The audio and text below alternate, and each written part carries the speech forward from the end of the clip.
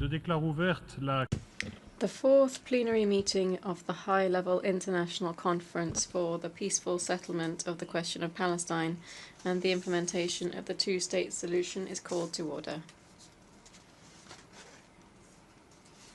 The conference shall now continue its general debate. Delegations are reminded that statements in the general debate should not exceed 5 minutes, so that all of the speakers on the list can take the floor today. The microphones will be cut off after 5 minutes. Speakers with longer statements are encouraged to submit the full length of their statement to e-statements@un.org for posting on the Journal of the United Nations. I'll now give the floor to the representative of New Zealand.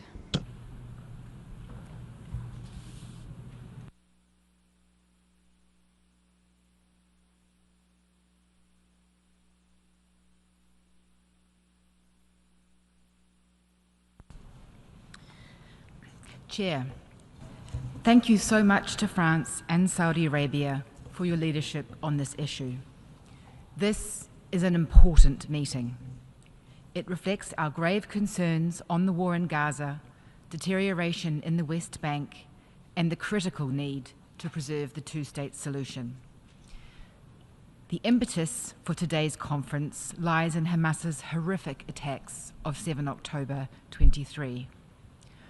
While New Zealand continues to condemn these attacks, Israel's military response long ago ceased to be proportionate, reasonable, or moral.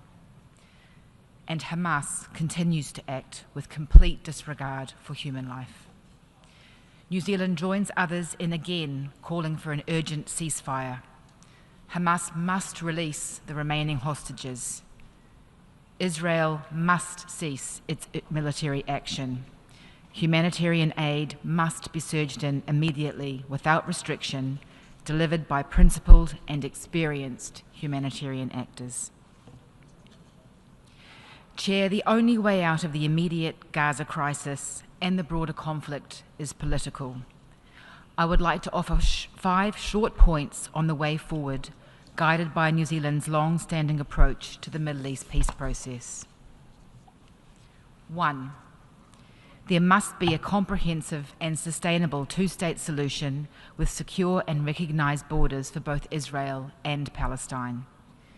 This means the international community must categorically oppose any attempt to annex the occupied Palestinian territories, and it must oppose forced displacement. We do not and we cannot accept the actions by Israel to render a Palestinian state unviable. 2. Direct negotiations between the parties are the only way to achieve a sustainable agreement. We must continue to be clear with all parties that military solutions will not bring peace to the region. Collectively, we need to deliberately build the conditions that will allow the key parties to genuinely engage. This means building the political and economic viability of any future Palestinian state and supporting active engagement from the region. 3. We must support Israel's right to exist in peace and security. Security guarantees for Israel are essential. These must include a reassertion of the Palestinian Authority's principles of non-violence and confirmation that Hamas has no future role in the governance of any Palestinian state. Regional commitments to engagement, integration, and normalization of relationships with Israel will be key to creating the conditions under which Israel will feel secure. 4. We must support the right of the Palestinian people to self-determination. We strongly support efforts to ensure representative, robust, and responsive Palestinian political leadership across the occupied Palestinian territories. These need to manifest in undertaking the elections committed to by the Palestinian Authority and binding commitments to renew political leadership and continue reform. We agree that it is also critical to advance concrete steps to build the economic capacity of a Palestinian state. We welcome the direct commitments from the region and others to support Palestine economically. We also reiterate our call to Israel to fulfill its obligations to ensure the unimpeded flow of Palestinian tax revenue. We cannot expect the governance institutions to function if they are being deliberately strangled. 5, international law must be respected. Israel must uphold its legal, humanitarian, and human rights obligations to the civilian population of the OPT, including as an occupying power. Israel's actions, including its withholding and politicization of humanitarian assistance, are unacceptable. Failure to do this not only undermines human rights, but also the long-term prospects for security and stability, and the international rules on which we all rely. Chair, as noted at the outset,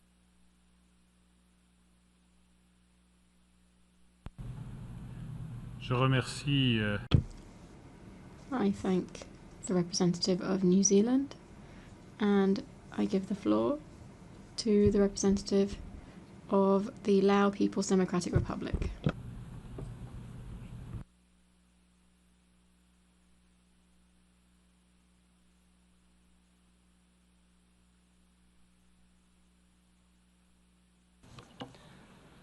Distinguished co-chairs, Excellencies, the Lao People's Democratic Republic wishes to express its sincere appreciation to the co-chairs, France and Saudi Arabia, for convening this important debate on the peaceful settlement of the question of Palestine and the implementation of the two-state solution. The Lao PDR has been following with deep concern the situation in the Middle East, the prolonged conflict, and the continuing suffering by the Palestinian people. We wish to reiterate that a comprehensive, just, and lasting solution to the question of Palestine must be achieved through peaceful means, in accordance with the international law and the relevant United Nations resolutions. Co-chairs, as a peace-loving nation that firmly upholds the Charter of the United Nations, the Lao PDR has consistently advocated for the peaceful settlement of disputes and the peaceful coexistence of all nations. We strongly believe that the only viable path toward achieving lasting peace, security, and stability in the Middle East is through the establishment of two sovereign states living side by side in peace and security in accordance with the relevant United Nations resolutions and international law.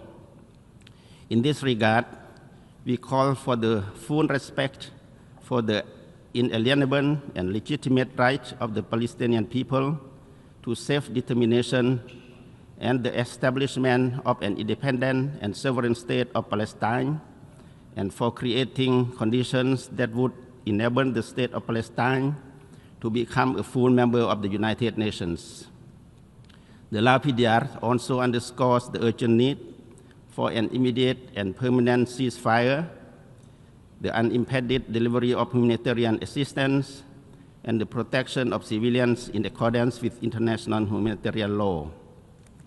In this regard, we welcome the adoption of the recent General Assembly resolution on the protection of civilians and the upholding of legal and humanitarian obligations, which calls for an immediate end to the blockade of Gaza, the opening of all border crossings, and the unhindered delivery of humanitarian aid to the Palestinian civilian population. Thus, efforts by the international community are critical in creating conducive conditions for the resumption of direct negotiations between the two parties based on mutual respect and mutual recognition. In closing, the Lao PDR reiterates its unwavering commitment in supporting all efforts aimed at peaceful resolution of the question of Palestine. We call upon all parties concerned to exercise maximum restraint, respect international law, and work sincerely toward the shared goal of lasting peace and stability in the region. I thank you. Je remercie. I thank the representative of the Lao People's Democratic Republic, and I give the floor to the representative of Malaysia.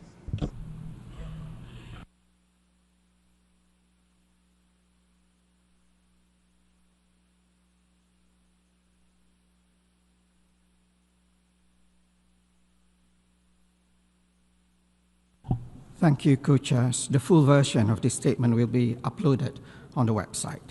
I thank the Kingdom of Saudi Arabia and France for leading this important process at a time when the entire world is outraged by Israel's genocidal war in Gaza, and the two-state solution is in grave peril. Co-chairs, Malaysia wishes to put forth 3 points. First, the solution to this long-standing conflict must be based on international law and the UN Charter. International law, the UN Charter, and relevant UN resolutions, as well as rulings and opinions of the International Court of Justice, ICJ, must be the guiding principles in our endeavor. Most importantly, we must be united in support of the inalienable right to self-determination of the Palestinian people through a sovereign state of Palestine based on pre-1967 borders with East Jerusalem as its capital. The recognition of the State of Palestine is a crucial step to protect the two-state solution. We commend countries that have made the bold decision to recognize the State of Palestine and urge others that have not to do so urgently. Israel's occupation of Palestinian lands, which has been deemed illegal by the ICJ, must end. Israel's attempts to forcibly displace Palestinians or change the demographics of the occupied Palestinian territories must be categorically opposed. We must stop the supply of arms, munitions, and items that enable Israel to further expand and entrench its occupation. Targeted sanctions must be imposed on those who incite hatred and violence, illegal settlers, organizations, and businesses that support or profit from the illegal settlements. Malaysia, since December 2023, has banned Israel-flagged ships and ships bound for Israel from docking in Malaysian ports. This is another tangible step that can be taken by all. We must also end Israel's impunity. Malaysia has participated in proceedings at the ICJ aimed at protecting the Palestinian people. We stand ready to participate in future legal processes to ensure accountability and attain justice for the Palestinian people. Secondly, we must protect and strengthen the central role of the United Nations. We must unambiguously reject Israel's attempts to undermine the UN. This includes standing up against Israel's actions to malign, discredit, and intimidate UN officials, including special mandate holders. Israel must be pressured to fully cooperate with the UN, especially by allowing unimpeded access for humanitarian missions through UN mechanism. We condemn the death trap that is the Gaza Humanitarian Foundation, which has caused the death of about 1,000 Palestinians while seeking food aid. We must defend and support UNRWA. Malaysia has been a regular contributor to UNRWA and is exploring a multi-year funding agreement to ensure predictability of UNRWA's funding. Third, we must ensure the viability of the Palestinian state. Malaysia supports a UN-mandated stabilization mission with the concurrence of the State of Palestine. Malaysia stands ready to contribute peacekeeping personnel to support such a mission. We also support the Arab OIC reconstruction plan and are ready to participate in its implementation. Under the Malaysian Technical Cooperation Program, we are ready to offer tailored capacity building programs to Palestinian officials to help strengthen Palestinian institutions. Additionally, we will also encourage collaborations involving private sectors, universities, and civil society. Co-chairs, the two-state solution is and remains the only internationally recognized solution to the Israeli-Palestinian conflict. It is totally unacceptable that 78 years since the adoption of General Assembly Resolution 181, only one of the two states has enjoyed independence and full membership to the UN, while the other, the State of Palestine, continues to be denied its independence and full membership to the UN. For more than 7 decades, the Palestinians have been systematically dispossessed of their rights, land, property, and dignity through Israel's illegal and brutal occupation. It is time to end this historic and gross injustice. Thank you, co-chairs.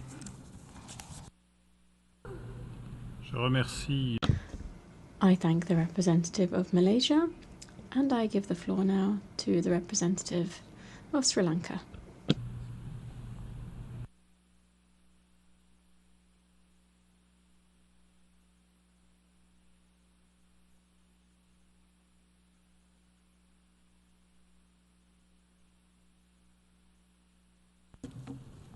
Excellencies, Sri Lanka appreciates France and the Kingdom of Saudi Arabia for their leadership in driving this much-needed multilateral effort to promote a peaceful resolution of the question of Palestine and the implementation of the two-state solution.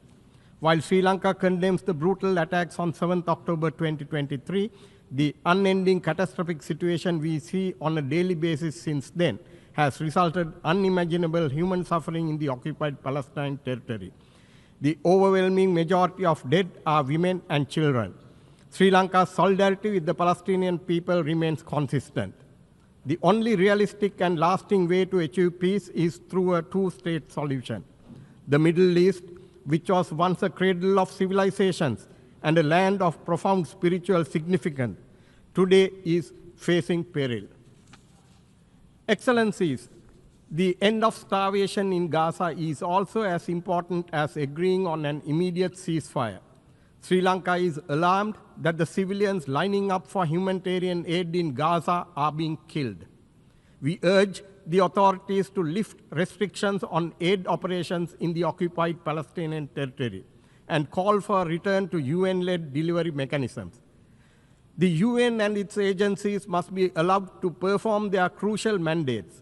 Sri Lanka recognizes the central role played by UNRWA as the legitimate body tasked with supporting Palestine refugees. In this regard, we deeply regret the loss of over 300 lives of UNRWA staff. UN agencies or their staff should not be victims or subjects of harassment for performing their mandate under international obligations. Co-chairs, as the chair of the Special Committee to investigate Israeli practices affecting the human rights of the Palestinian people and other Arabs of the occupied territories, it is our firm belief that peace in the OPT will remain untenable as long as the underlying issues, such as occupation, blockade, and the refusal to recognize Palestine's self-determination, continue to exist. Therefore, we must recognize the legitimate and inalienable right of the Palestinian people to statehood.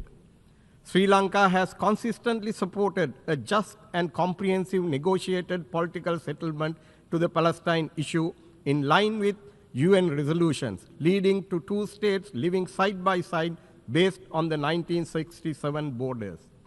Co-chairs, Sri Lanka recognizes the legitimate security concerns of both Israeli and Palestinian people and acknowledges the suffering that people of both sides have experienced due to decades of violence and conflict. This is the exact reason why Sri Lanka maintains that dialogue remains the only viable option to effectively address the issues of both parties and the region as a whole. In the interest of achieving a peaceful solution for this long-standing dispute, we suggest to consider the following immediate steps to save the lives of thousands of affected innocent civilians. First, an immediate ceasefire. Second, release of all hostages of both parties, including children and women, as a catalyst for building trust. Third, allow UNRWA and other UN agencies to carry out their mandates in Palestine, including in OPS, without any obstruction. Fourth, a UN-monitored mechanism to disarm all military groups in Palestine. Fifth, immediate halt of new settler programs in OPT. Sixth, Palestine's full membership in the United Nations, which has been endorsed by the UN General Assembly at the 10th Emergency Special Session. Excellencies, despite the deep-rooted tensions and complicated realities, decades of global agreement point to the two-state solution as the most viable path ahead. This approach is not just a matter of political practicality, but based on historical context, legal principles, and the shared right of Israelis and Palestinians to statehood. Sri Lanka hopes that this conference will move beyond expressions of support or censure and propel action towards peace for the region. I thank you.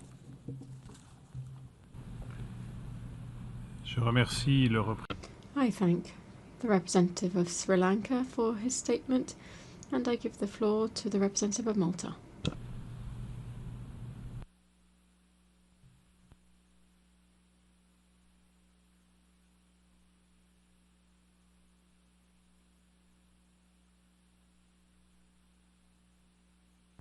Co-chairs, I wish to commend your efforts in organizing this conference in a challenging context.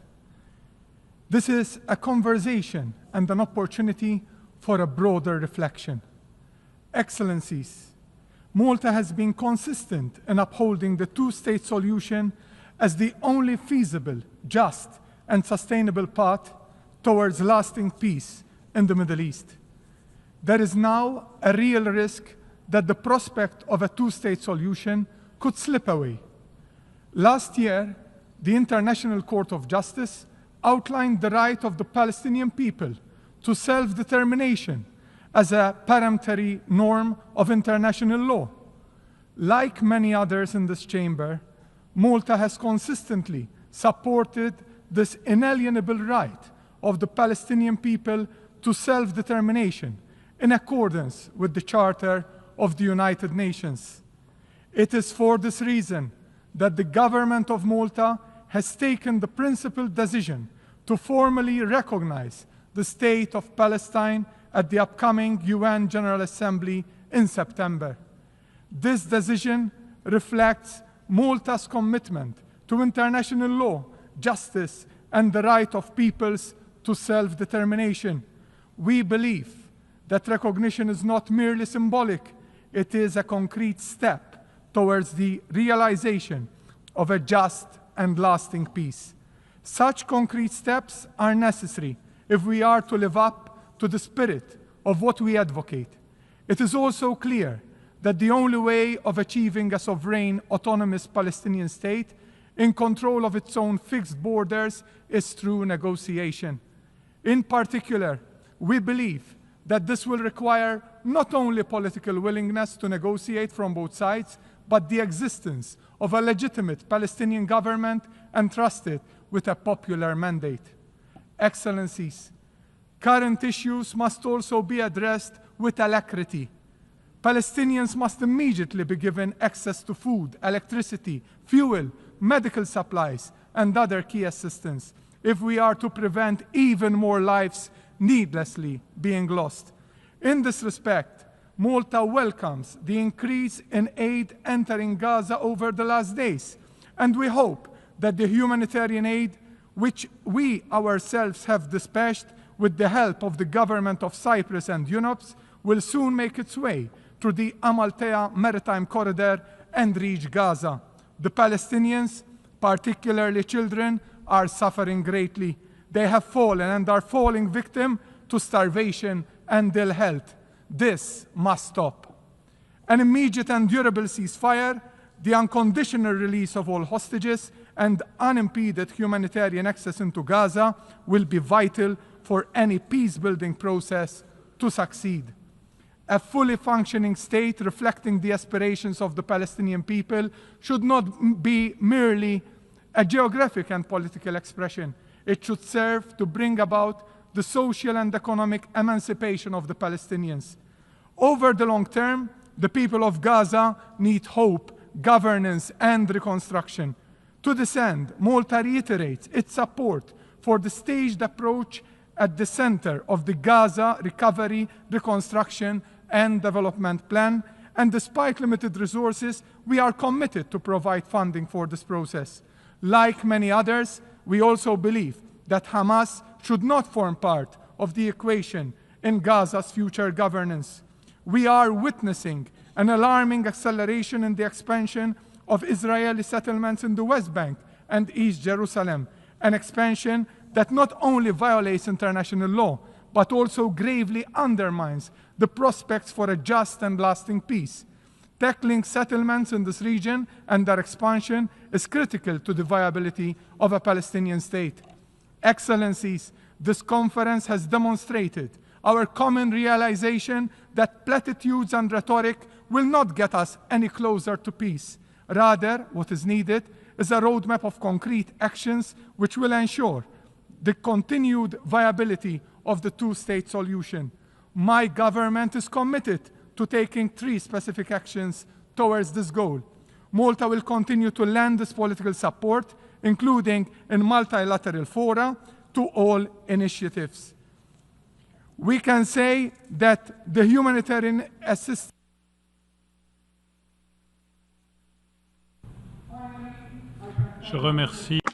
I thank the distinguished representative of Malta for his statement. I give the floor to the representative of Nigeria.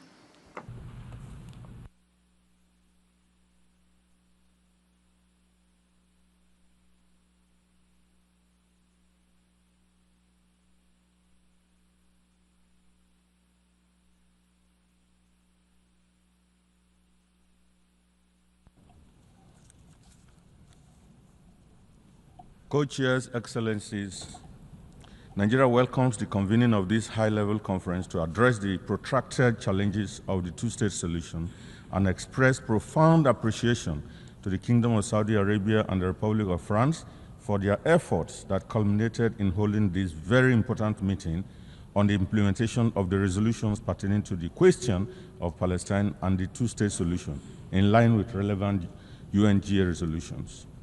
The protracted and unfortunate situation in Gaza and other Palestinian territories cannot be ignored anymore. The lingering Israel-Palestine conflict indicates that the international community has failed to live up to the spirit and aspiration of the United Nations to rid the world of inequality, violence, and illegal occupation.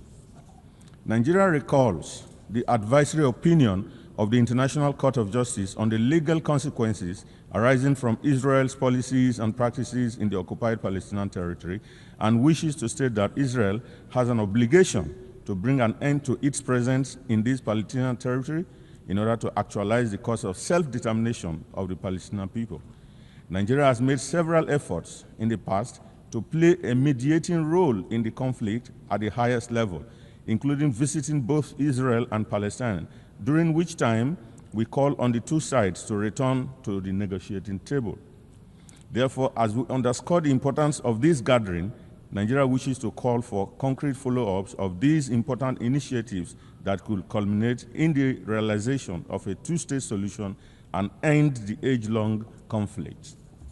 The United Nations, which has remained a beacon of hope and a platform for collaboration in an increasingly interconnected world, must uphold its responsibilities. The role of the United Nations as a catalyst for change will remain crucial, and Nigeria will continue to strongly support the Palestinian cause while reiterating the call that the occupied territory must abide by their responsibilities under international law. Nigeria further reiterates its position that there is no justification for the carnage that is currently going on in the occupied Palestinian territory. The loss of human lives that continues to rise every day is unacceptable, even as we stress that the Palestinian people deserve their independence.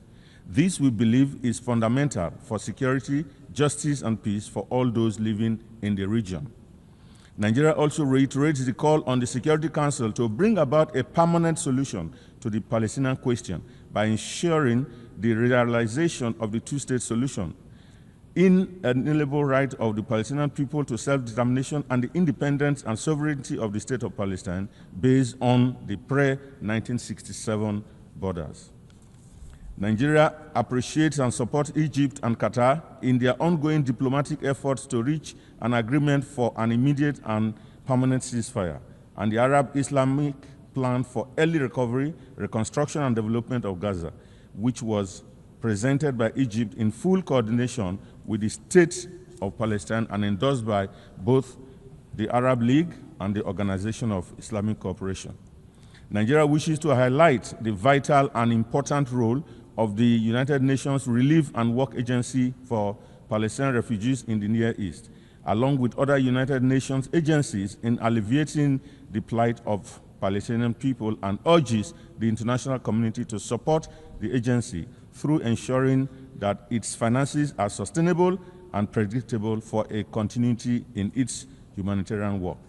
Mr. Chair, in conclusion, Nigeria, while reiterating the call for the admission of the State of Palestine as a full member of the United Nations with all rights and privileges, hopes that today's forum could be the enduring legacy of multilateral efforts in the realization of a political horizon of achieving a just and lasting solution for the people of Palestine on this basis of the two-state solution, with the people living side by side in peace and security within secure and recognized pre-1967 borders. I thank you.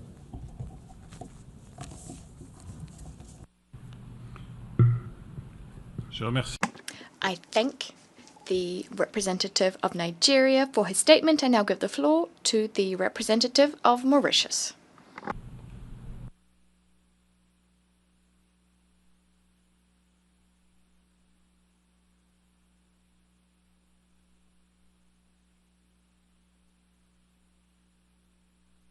Chairs, distinguished delegates, Mauritius welcomes this international conference as a way forward on an issue that poses a serious threat to peace and security and has given rise to a man-made humanitarian crisis in Palestine that worsens by the day.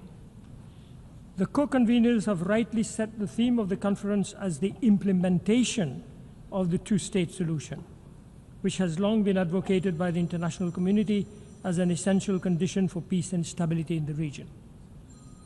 The implementation of the two-state solution does not mean the creation of a new state. Palestine meets the criteria for statehood under international law. Indeed, it has already been recognized as a state by the vast majority of states and by the United Nations, which admitted Palestine as an observer state. The announcements by France and the UK that they intend to join over 2/3 of UN members in recognizing the state of Palestine is a significant step going forward. It is our view that the term two-state solution refers to the mutual recognition of two existing states and their respective sovereignty with secure and recognized borders living alongside each other. This would also put an end to the unlawful settlements and annexations and thus provide for recognized borders in line with international law. Furthermore, it should enable the state of Palestine to take its rightful place as a full-fledged member state of the United Nations. Mauritius reiterates its unwavering support for the two-state solution and calls on the international community to spare no effort in its implementation. The need for this solution has become still more urgent as we hear of the persistent, harrowing accounts of the unimaginable and horrific situation in Gaza, the loss of innocent lives and the dehumanization of the population who are subjected to displacement, disease, and starvation. Mauritius will continue to support all initiatives at the UN to bring a just, peaceful, comprehensive, and lasting solution to the conflict. As the United Nations pursues efforts to make itself more responsive to the needs of future generations, the principles and goals set out in the UN Charter provide a solid framework for the implementation of the two-state solution. Member states' obligations to respect international law, including human rights and humanitarian law, are cardinal principles that must be observed at all times. Respect for sovereignty, territorial integrity, and the political independence of states are foundational norms. As the United Nations celebrates its 80th anniversary, all member states need to uphold the UN Charter and reaffirm the fundamental principles of our organization. This conference today is a decisive moment to bolster multilateralism and reaffirm our resolve to pursue global peace and security by bringing an end to the violence and decades-long human suffering in Palestine. Let us commit together to create the necessary conditions for durable peace and prosperity in the region. Thank you.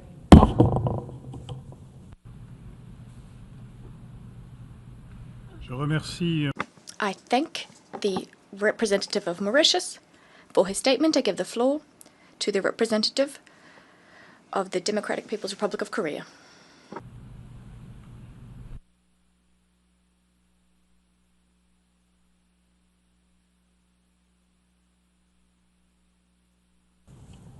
Co-chairs, this high-level international conference is taking place at a critical juncture when the just cause of the Palestinian people for realizing right to self-determination and establishing an independent state is seriously challenged.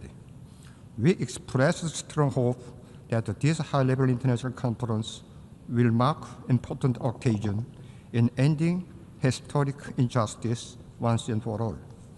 Co-chairs, the just and peaceful solution to the question of the Palestine is imperative for establishing durable peace and stability in the Middle East and beyond.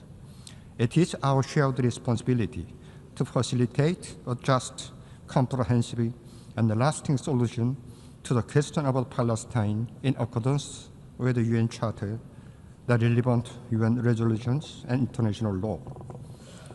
On that note, my delegation would like to highlight the following position. First, international efforts should be intensified to end Israeli outright violation of UN Charter and international law without any further delay. In defiance of the strong protests and condemnation of the international community, Israel continued to commit war crime and crime against humanity in occupied Palestine territory, including in Gaza Strip. We join the international community in strongly condemning such crimes and urging Israel to halt immediately the barbaric atrocity against innocent Palestinian civilians. Moreover, Israel is more bluntly making the moves to expand illegal settlement activity, forcibly displace Palestinian people, and seize Palestinian territory, including in Gaza Strip.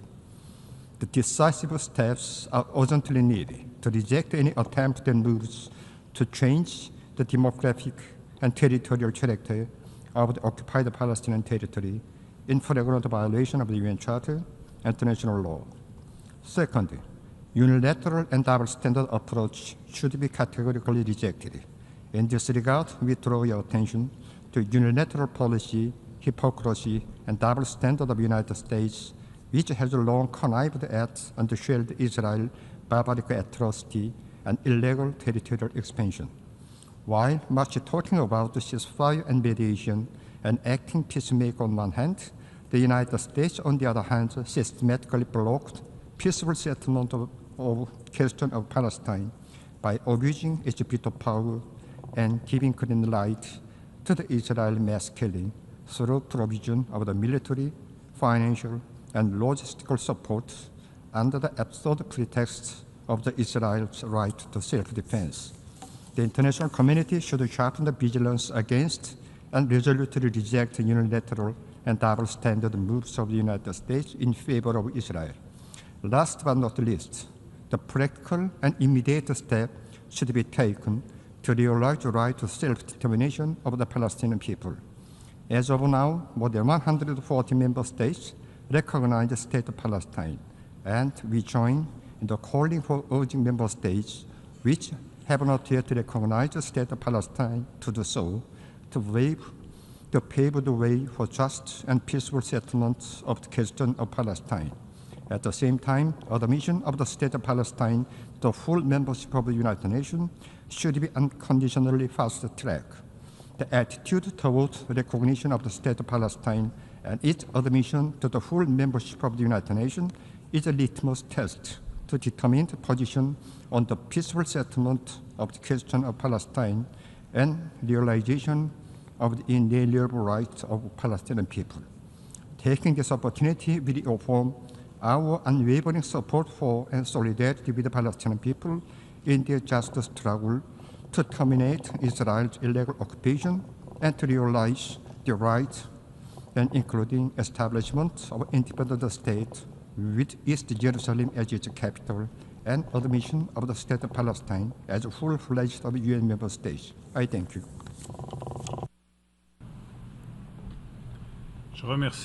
I thank the representative of the Democratic People's Republic of Korea for his statement. I give the floor to the representative of Mongolia.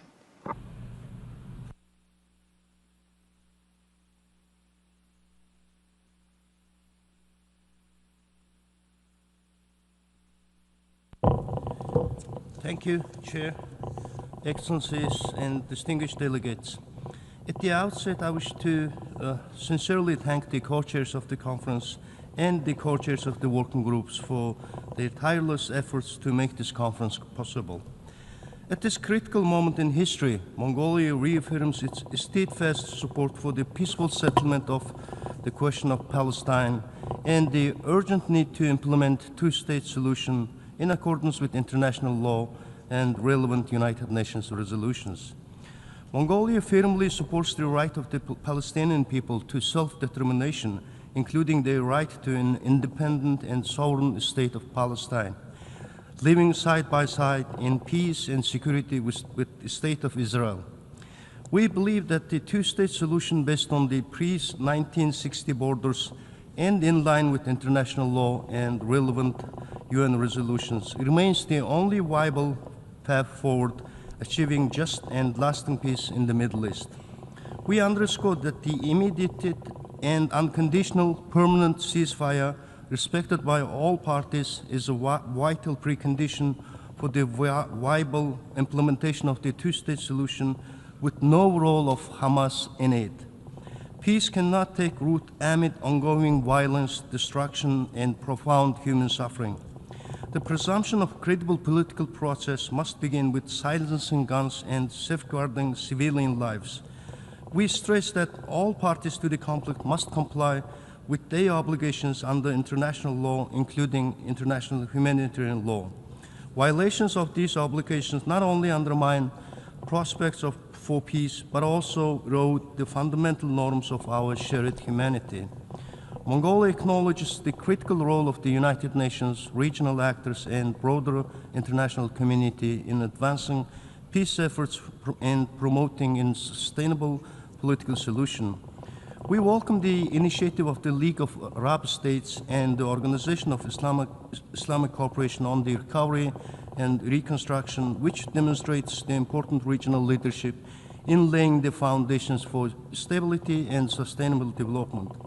We also welcome the establishment of the Global Alliance for the implementation of two-state solutions and the convening of this conference as a timely and necessary effort to move from words to actions. The time has come not to revive another process, but to implement once and for all what the international community has long agreed upon, the realization of two states living side by side in peace, security, and mutual recognition. Let us be guided by the principles of international law and solidarity. Mongolia stands ready to support all genuine efforts that contribute to comprehensive, just, and lasting peace in the Middle East. I thank you.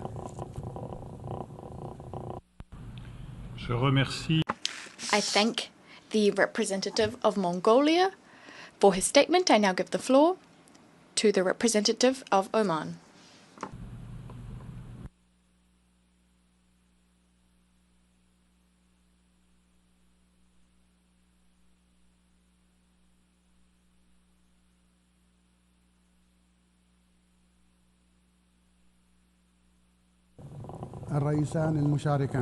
Co-chairs. The Sultanate of Oman extends at the outset its sincere thanks and appreciation to the custodian of the two holy shrines, King Salman bin Abdulaziz Al Saud of the sisterly kingdom of Saudi Arabia, and to His Excellency President Emmanuel Macron, President of the friendly French Republic, for their appreciated effort in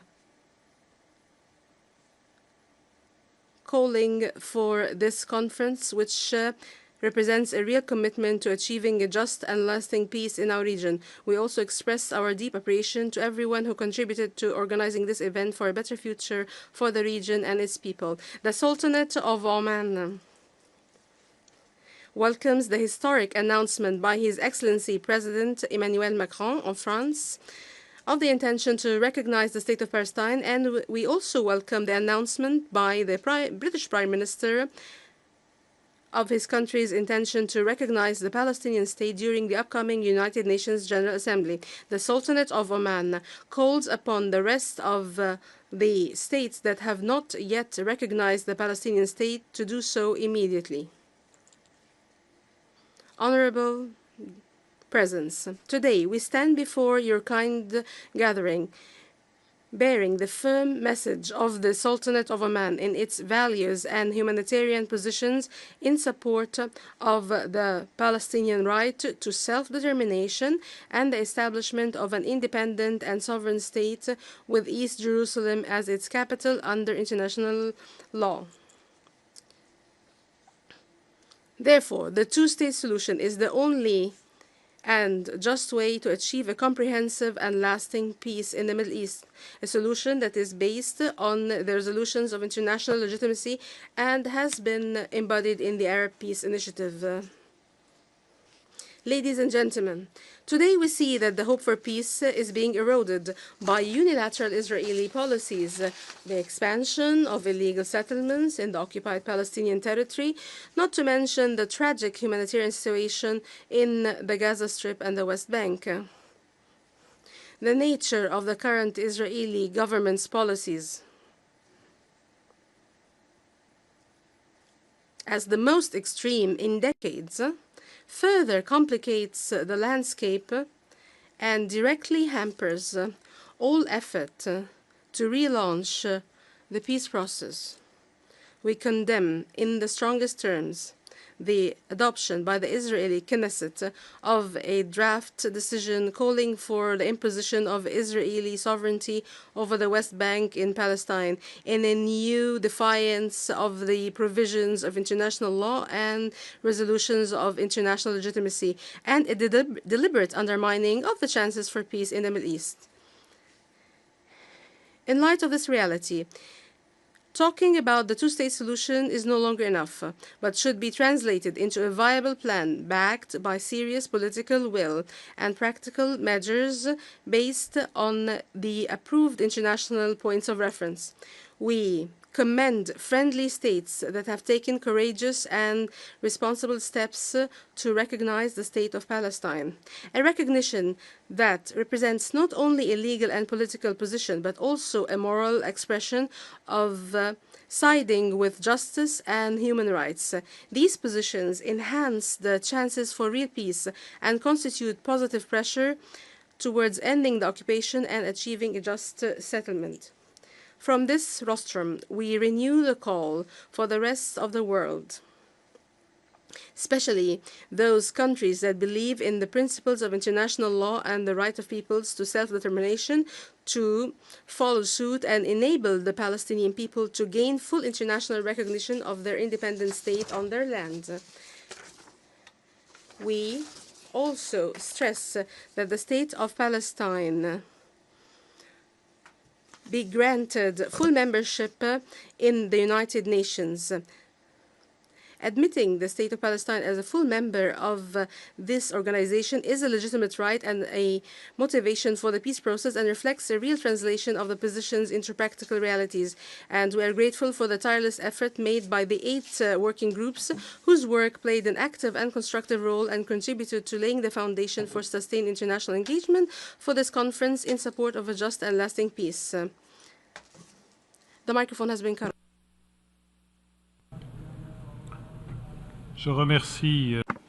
I thank the representative of Oman for his statement.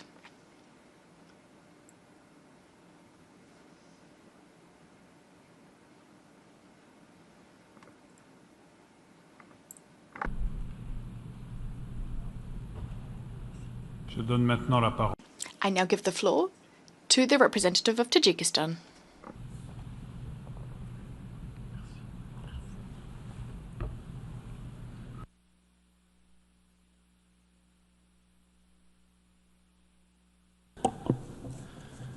Co-chairs, Excellencies, Tajikistan welcomes the convening of this timely high-level conference.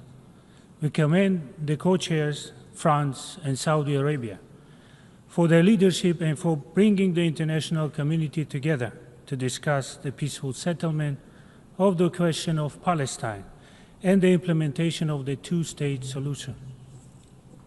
We are deeply concerned by the continued violence and the worsening humanitarian situation in Palestine. The toll on civilians, especially women and children, is devastating. Prospects for peace are growing increasingly fragile. Tajikistan supports the peaceful resolution of conflicts. We believe in dialogue, mutual respect, and the adherence to international law. Sustainable peace in Palestine depends on inclusive political processes guided by the principles of the UN Charter.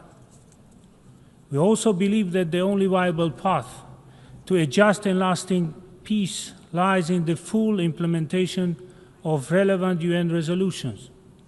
This must lead to the establishment of independent and sovereign state of Palestine based on 1967 borders, with East Jerusalem as its capital.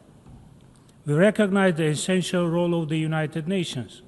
We also welcome the contributions of regional and international partners, including the Organization of Islamic Cooperation, in advancing diplomacy and supporting humanitarian efforts.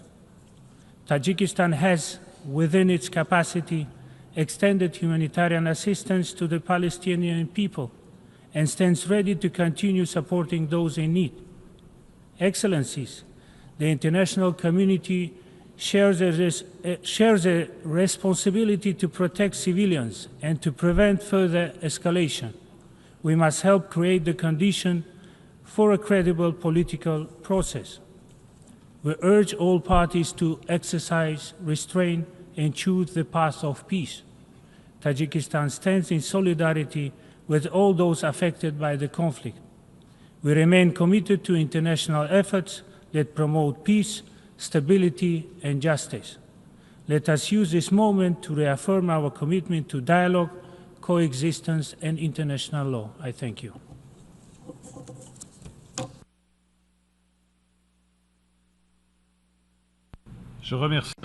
I thank the representative of Tajikistan for his statement, and I give the floor to the representative of Guatemala.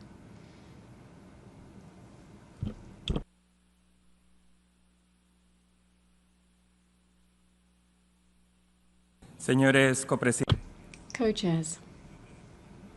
On behalf of the government of Guatemala, I'd like to thank the Republic of France and the Kingdom of Saudi Arabia for their leadership and commitment in convening and organizing this international conference.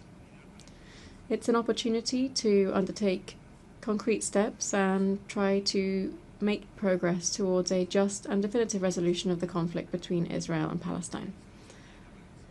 We also recognize the valuable work of the co-chairs of the conference's working groups, whose diplomatic efforts made it possible to structure key topics to advance on proposals aimed at achieving tangible outcomes.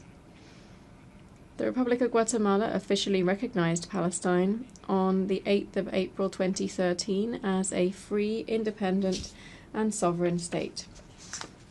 Likewise, on the 14th of May 1948, we were the first country in Latin America to recognize the founding of the State of Israel. These decisions reflect not only our historic commitment to the international recognition of sovereign states, but also to promoting peace and stability in the Middle East. Hence, Guatemala advocates a two-state solution, Israel and Palestine, living side by side within safe and recognized borders, addressing Israel's legitimate security concerns and enabling the establishment of a Palestinian state that is politically and economically viable. Co-chairs, undoubtedly the abhorrent terrorist acts perpetrated by Hamas on the 7th of October 2023 and the response by the State of Israel, which has primarily affected the civilian population residing in the Gaza Strip and in the West Bank, contravene the principles of the United Nations Charter, international law, and international humanitarian law. In addition, we are alarmed by the repercussions of this conflict across the rest of the region. We have seen deeply concerning developments in Lebanon, Syria, and Yemen. Guatemala therefore joins other countries in calling for an immediate ceasefire to enable humanitarian activities to proceed unhindered in a favourable environment, and we call for the release of hostages. We sincerely hope that this will lead to a sustainable ceasefire. We reaffirm our profound commitment to respecting international humanitarian law and the principles enshrined in the Geneva Conventions.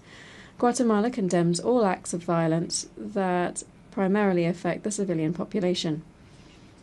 We also express our deep-rooted concern at the severe humanitarian crisis currently unfolding in the Gaza Strip. More than 1 million people have been displaced, and the destruction of critical civilian infrastructure has left the population without access to essential services such as drinking water, medical care, and electricity. The suffering of the civilian population is unacceptable and requires urgent attention. The consequences are particularly devastating for women, the elderly, and children displaced by the conflict, who are facing profound trauma, violence, a loss of protection, and hunger. In the face of this human tragedy, we firmly appeal to all parties involved to fully respect international humanitarian law and to ensure the protection of these vulnerable groups, of critical civilian infrastructure, and unrestricted access to humanitarian assistance.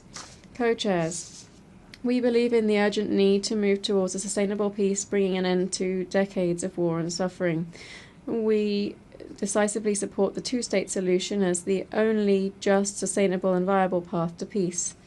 As a nation committed to peace and security, Guatemala will continue to support the international community in promoting a negotiated, non-military political solution to the conflict. We encourage all parties involved, as well as the international community, to continue working to bring an end to this war. This will only be possible through diplomacy and dialogue. Thank you very much. I thank the representative of Guatemala for his statement, and I now give the floor to the representative of the Islamic Republic of Iran.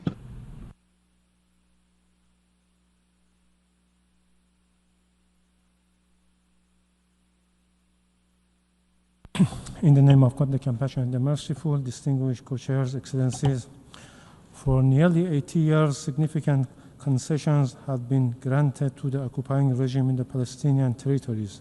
The policy of appeasement has proven ineffective in achieving peace, instead legitimizing and reinforcing the Israeli regime expansionist policies.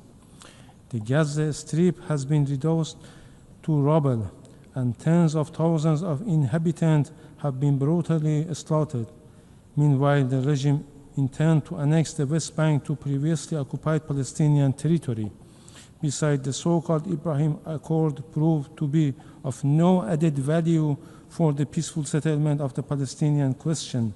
Rather, it merely emboldened the regime to reinforce and continue its destabilizing policies in Palestine and beyond. The regime brutality in violation of international law and the UN Charter further extended to the territory of sovereignty of the Islamic Republic of Iran.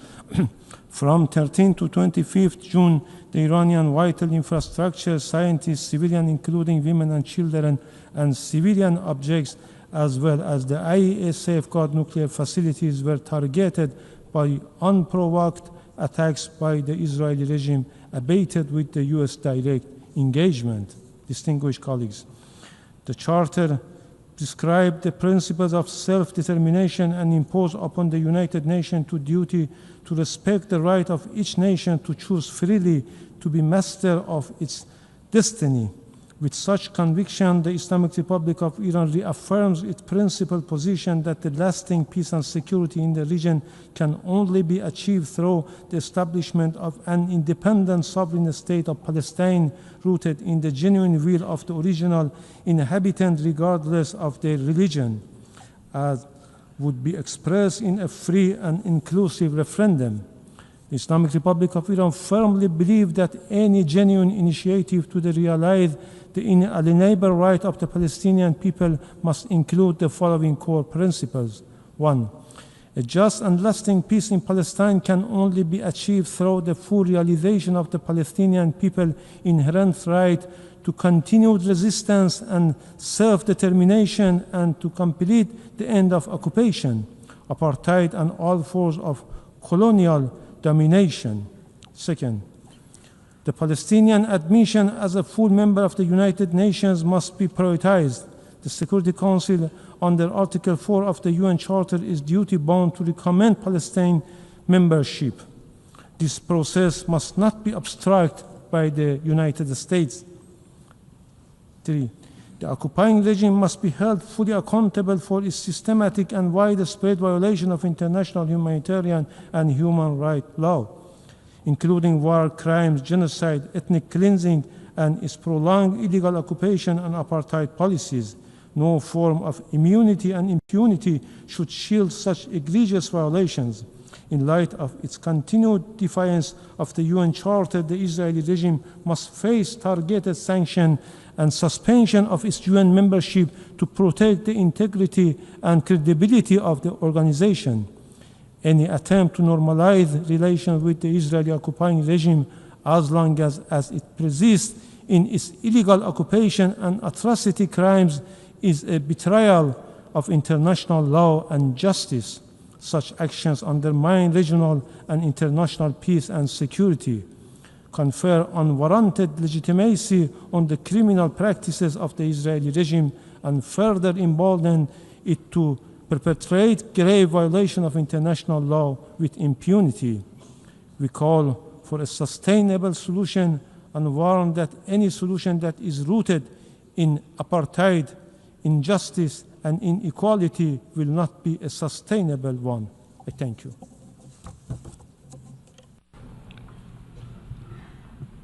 Je remercie Monsieur le représentant de la République. I thank the representative of the Islamic Republic of Iran for his statement, and I give the floor to the representative of the Dominican Republic.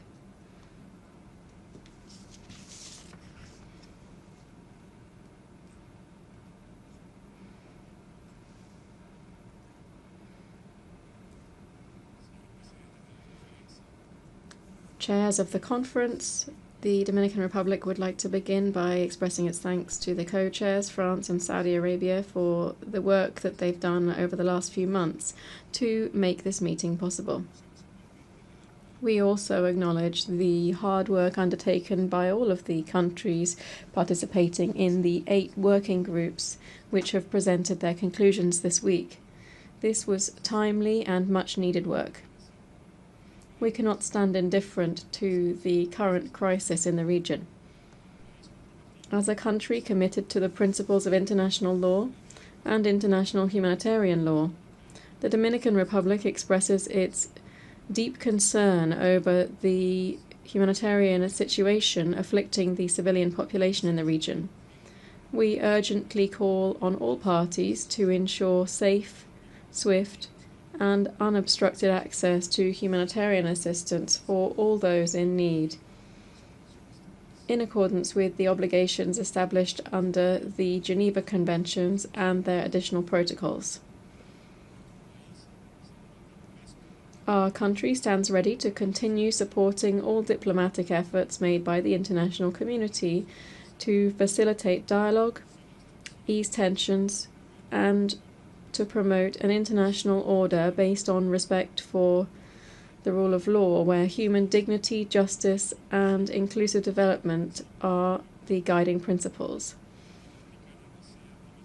In this context, the Dominican Republic wishes to reiterate its steadfast support for the existence of a Palestinian state. We trust that the outcomes of this conference, particularly on the basis of the contributions presented by the various working groups, will make an important contribution to this shared objective in favour of peace. We hope that this will be achieved through the full implementation of a two-state solution and through the admission of the State of Palestine as a full member of this organisation. Thank you very much. Je remercie Monsieur. I thank the representative of the Dominican Republic for that statement, and I now give the floor to the representative of Cambodia.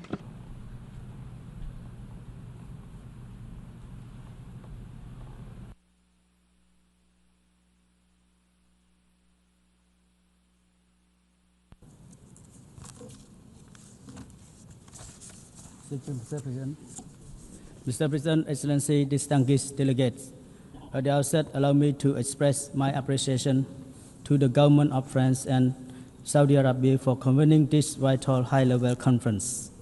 It is my honor to speak today on behalf of a nation that not long ago emerged from the shadow of conflict, devastation, and grief. Cambodia, now all too well the human cause of war and the destructive power of hatred. This experience compels us to approach today's deliberations with a profound commitment to peace. As a small and peace-loving state, Cambodia cannot overstate the values of peace. Yet today, our peace has been gravely disrupted. The situation along our border remains fragile, following a series of hostile acts by our neighbors. Mr. President, Cambodia reaffirmed its unwavering support for two-state solution as the only viable path to a just, lasting, and comprehensive peace between Israel and Palestine. The vision rooted in relevant United Nations resolution and international law envision two sovereign states coexistent side by side in harmony within secure and recognized border. In this regard, Cambodia further endorsed Palestinian aspiration for full membership of the United Nations.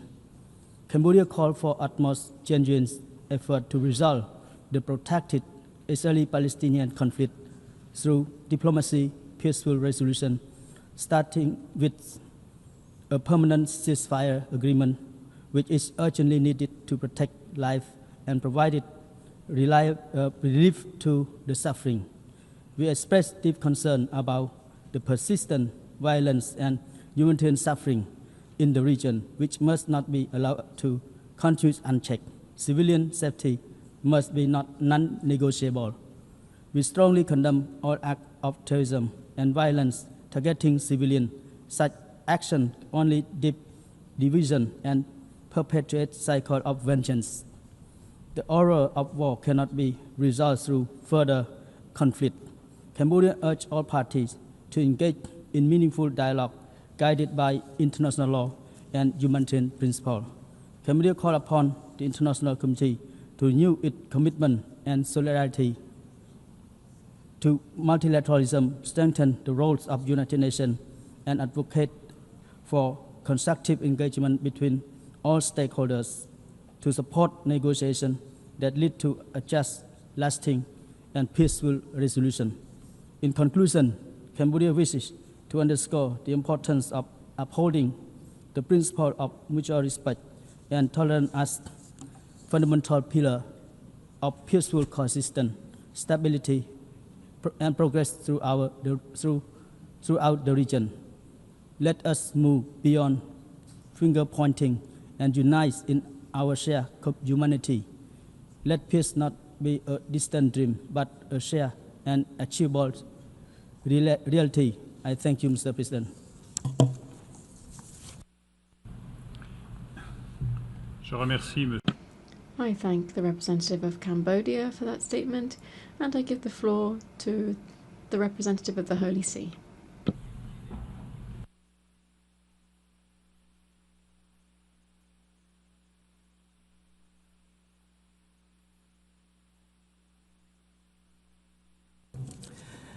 Mr. Co-Chairs, at the outset, my delegation wishes to express its appreciation to France and Saudi Arabia for convening this conference and to thank the co-chairs of the working groups for their dedicated efforts.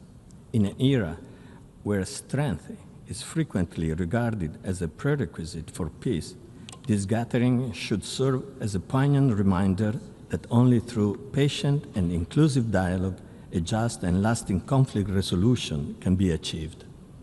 Mr. Co-Chairs, in the light of the profound anguish and terrible human suffering that has befallen the region, the Holy See reiterates its unequivocal condemnation of the heinous terrorist attack of 7 October by Hamas against the people of Israel. Terrorism can never be justified. At the same time, the Holy See emphasizes that the right to self-defense should be exercised within the traditional limit of necessity and proportionality.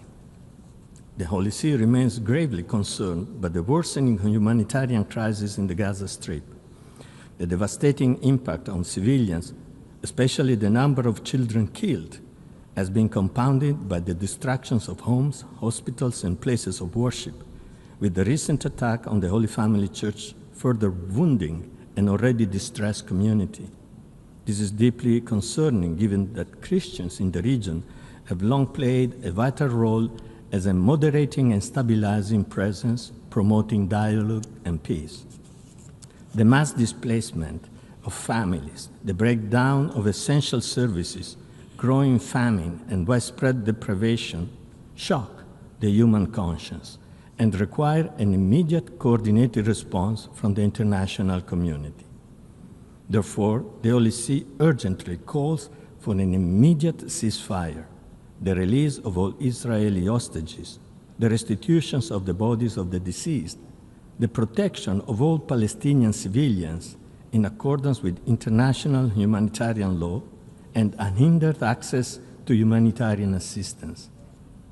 Mr. Co-Chairs, the Holy See remains convinced that the two-state solution based on a secure and internationally recognized borders is the only viable and equitable path towards a just and lasting peace. To support this vision, the Holy See has already taken meaningful steps. It formally recognized the State of Israel through the 1993 Fundamental Agreement and the State of Palestine through the 2015 Comprehensive Agreement. It continues to uphold the inalienable rights of the Palestinian people, including the right to self-determination. The Holy See supports their legitimate aspiration to live in freedom, security, and dignity within an independent and sovereign state. Mr. Co-Chairs, Jerusalem is a city of universal religion and cultural significance. It is sacred to Christians, Jews, and Muslims alike. Therefore, it requires a status that transcends political divisions and ensures the preservation of its unique identity.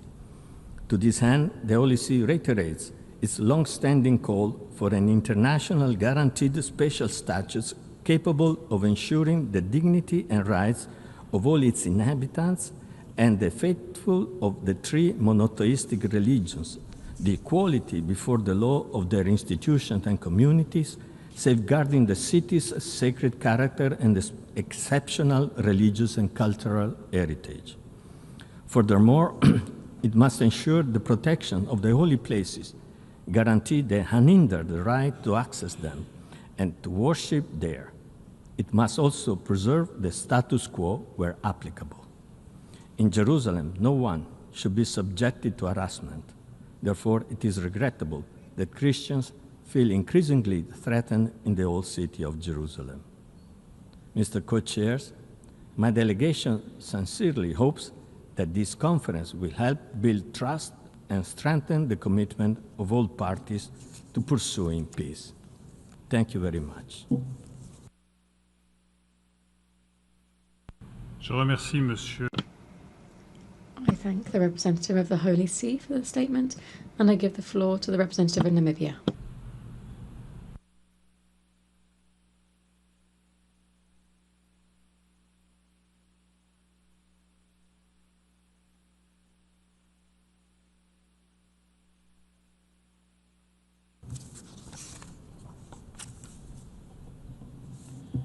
Merci beaucoup et shukran for giving Namibia the floor to address this assembly. Namibia reaffirms its long-standing and principled position on the question of Palestine. The rights of the Palestinian people are not a matter of negotiation or compromise. They are rights guaranteed under international law, affirmed by countless United Nations resolutions and recognized by the international community. Yet, we continue to witness with grave concern the unfolding deadly and destructive violence and loss of human life that undermine efforts towards a peaceful resolution of the long-standing conflict. Israel's indiscriminate attacks against civilians in Gaza are the latest episode in the 77 years of the Nakba. The escalating violence is amongst the deadliest on record for women, children, the elderly, and people with disabilities. Namibia remains particularly worried about the worsening humanitarian situation. Throughout Gaza, freedom of movement and access to humanitarian relief remain severely limited despite the clear provisions of Security Council and General Assembly resolutions. Let us be reminded that the weaponization of starvation as a method of warfare is prohibited under international law and must be halted. We firmly believe that the path to peace must begin with an immediate and unconditional ceasefire by all parties and the full implementation of all UN resolutions. This is an imperative that will pave the way for just, lasting, and comprehensive peace between the Israelis and the Palestinians, living side by side, coexisting in an atmosphere of peace and security. No amount of humanitarian and economic support can substitute a negotiated two-state solution, which is the only solution to meet the legitimate security needs of both Israelis and Palestinians. This also implies the urgency of ensuring accountability by all parties. Moreover, there is an urgency to solving the ongoing fiscal crisis faced by the Palestinian Authority due to a combination of factors, including a foreign aid shortfall and the impact of the ongoing conflict in the Middle East. The World Bank has reported that the conflict has plunged the Palestinian economy into its deepest contraction in over a generation, with Gaza experiencing near total paralysis and the West Bank facing a deep recession. The continuation of this crisis is impacting an already fragile Palestinian economy and threatens to destabilize an already volatile situation. The situation is exacerbated by the Israeli government's withholding of funds and restrictions on humanitarian aid delivery, and we urge the international community to provide coordinated support to address this crisis. My delegation resolutely supports the admission of the State of Palestine as a full member state of the United Nations with all rights and privileges. The recent Security Council veto that blocked Palestine's full UN membership is a significant setback for international efforts to resolve the protracted Israeli-Palestinian conflict. Palestine has held observer status at the UN since 2012 and has diligently worked towards full membership, which is a vital step toward recognizing Palestinian statehood. Currently, Palestine is acknowledged as a sovereign nation by 149 of the 193 member states, demonstrating overwhelming international support for its rightful recognition. We call on the UN Security Council to reconsider its stance and to take a just decision that reflects the rights and aspirations of Palestinians. In conclusion, Namibia's commitment and solidarity with the Palestinian people is unwavering. We believe in their inalienable right to self-determination and full recognition as a rightful member of the United Nations and its specialized agencies, ensuring they secure their long overdue place within the global community of nations. Namibia remains dedicated to supporting all diplomatic efforts aimed at achieving these vital goals, advocating for justice, peace, and equality.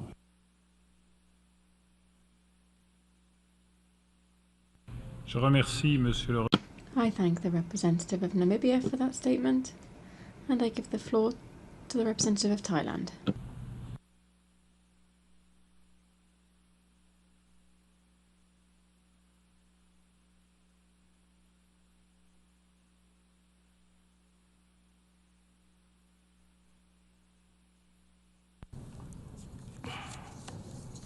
Co-chairs, Thailand would like to express our deep appreciation for your collective efforts and determination in convening this conference to reaffirm our shared political will and commitment to ensuring peace and stability in the Middle East.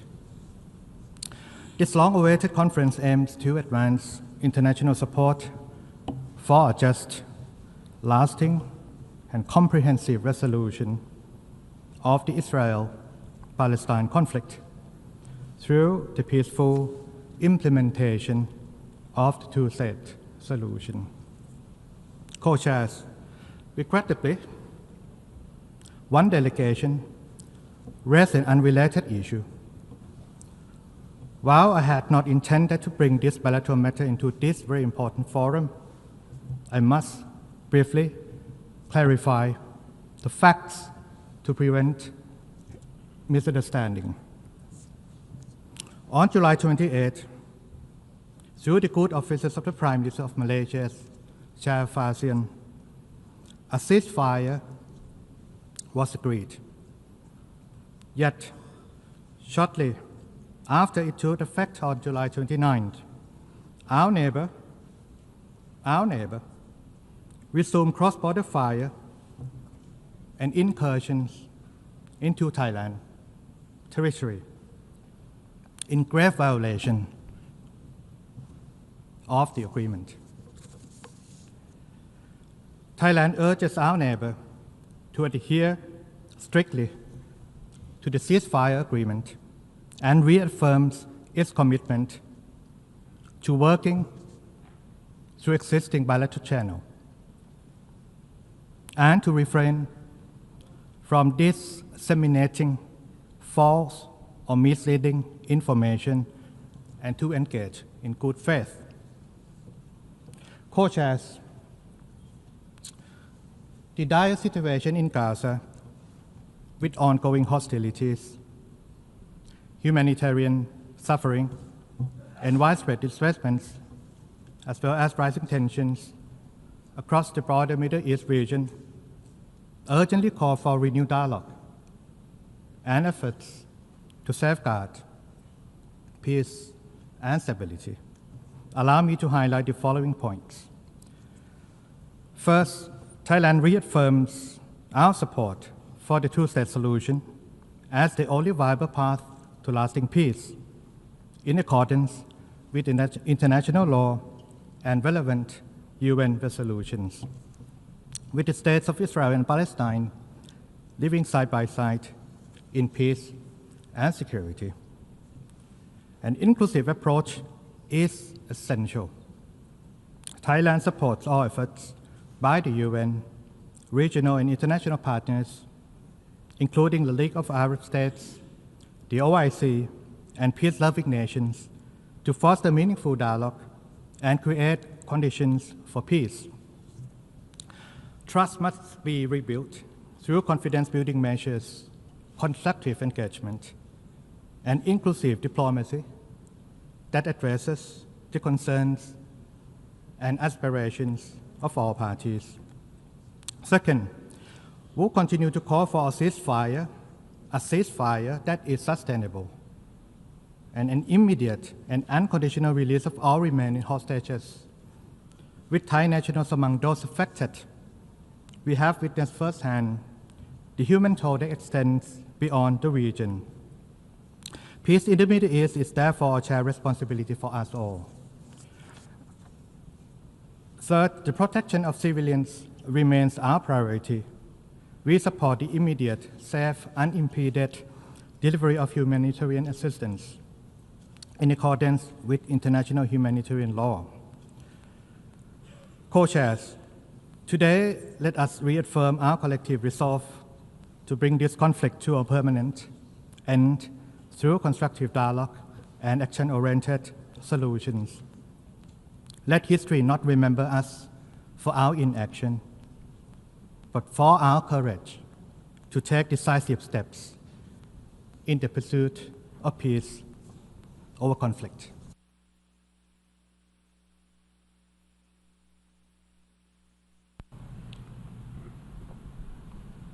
Je remercie Monsieur le I thank the representative of Thailand for his statement. I now give the floor to the representative of Ecuador.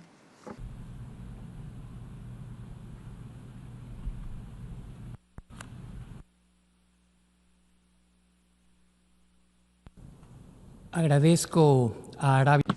I thank Saudi Arabia and France for convening this high-level conference.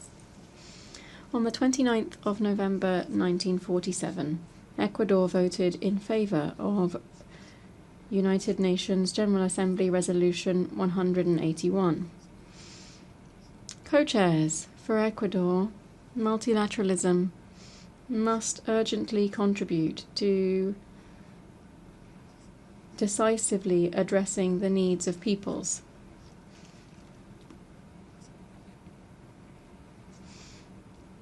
Hence, Ecuador maintains that the concept of peace and security must be applied in a timely, effective, and consistent fashion to allow us to address emerging threats to democracy and human rights, including terrorism and transnational organized crime. These are global scourges that know no borders and that no country can confront alone.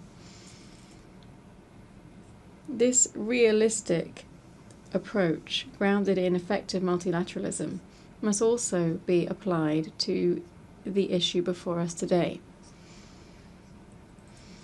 No military action, abductions, conquests, uprisings, famines, or abhorrent acts of terrorism have managed to resolve, nor will they resolve, this issue. Almost 8 decades of pursuing such a path unsuccessfully should be enough. It's time to stop the blame game and instead to focus on achieving a lasting agreement once and for all. The only viable path is to move towards a negotiated, peaceful, definitive and just solution for the parties. My country hopes that in the not too distant future, peace and security may return to the region. Thank you very much. Je remercie. I thank the representative of Ecuador for his statement. I now give the floor to the representative of Kyrgyzstan.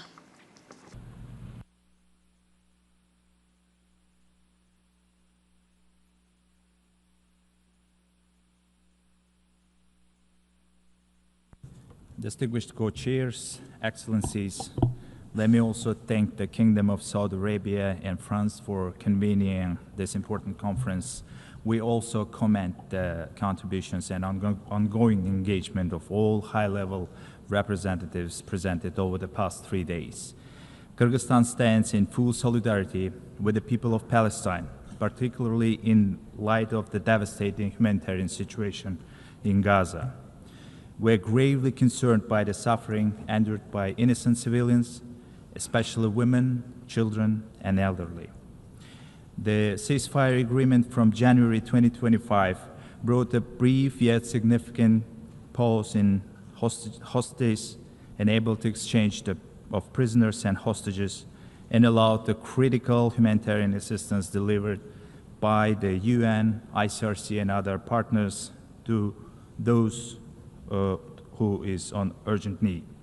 Regrettably, this fragile ceasefire was short-lived. Hostilities have resumed, and once again it is the civilian population that bears to the greatest burden. However, the situation is not hopeless. Let's collectively reaffirm our unwavering commitment to peace, dialogue, and the protection of human life. We call all parties to exercise maximum restraint and to uphold their responsibilities under international humanitarian law. Excellencies, 149 UN member states have recognized the state of Palestine. Kyrgyzstan is proud to be among them. We established diplomatic relations with Palestine back in 1995, and this year we will celebrate the 30th anniversary of our diplomatic ties. We welcome the decision made by France on the recognition of the State of Palestine and the decision of the United Kingdom, which was announced yesterday at this very stage. We believe that a just, lasting, and comprehensive solution of the Israeli-Palestinian conflict must be based on the relevant UN resolutions and the long-standing principle of two states for two people, living side by side in peace, security, and mutual recognition. Ladies and gentlemen, the global community must remain united in its efforts to end the bloodshed, to prevent the further loss of innocent lives, prevent further escalation of the full-scale humanitarian catastrophe. We welcome initiative to establish the international coalition to advance the implementation of two-state solution. Kyrgyzstan is ready and will contribute to all international efforts aimed at achieving a just, comprehensive, and sustainable peace in the Middle East. And I thank you.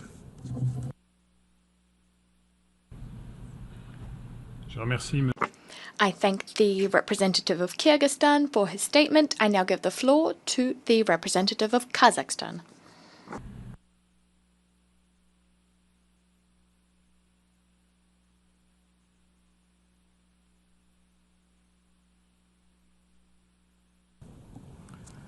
Distinguished co-chairs, excellencies, ladies and gentlemen, Kazakhstan commends and sincerely thanks the Republic of France and the Kingdom of Saudi Arabia for their leadership in reviving international momentum for a just, lasting, and peaceful resolution to the Israeli-Palestinian conflict. Kazakhstan has consistently supported the realization of the two-state solution as the only viable path to a just, comprehensive, and lasting peace in the Middle East.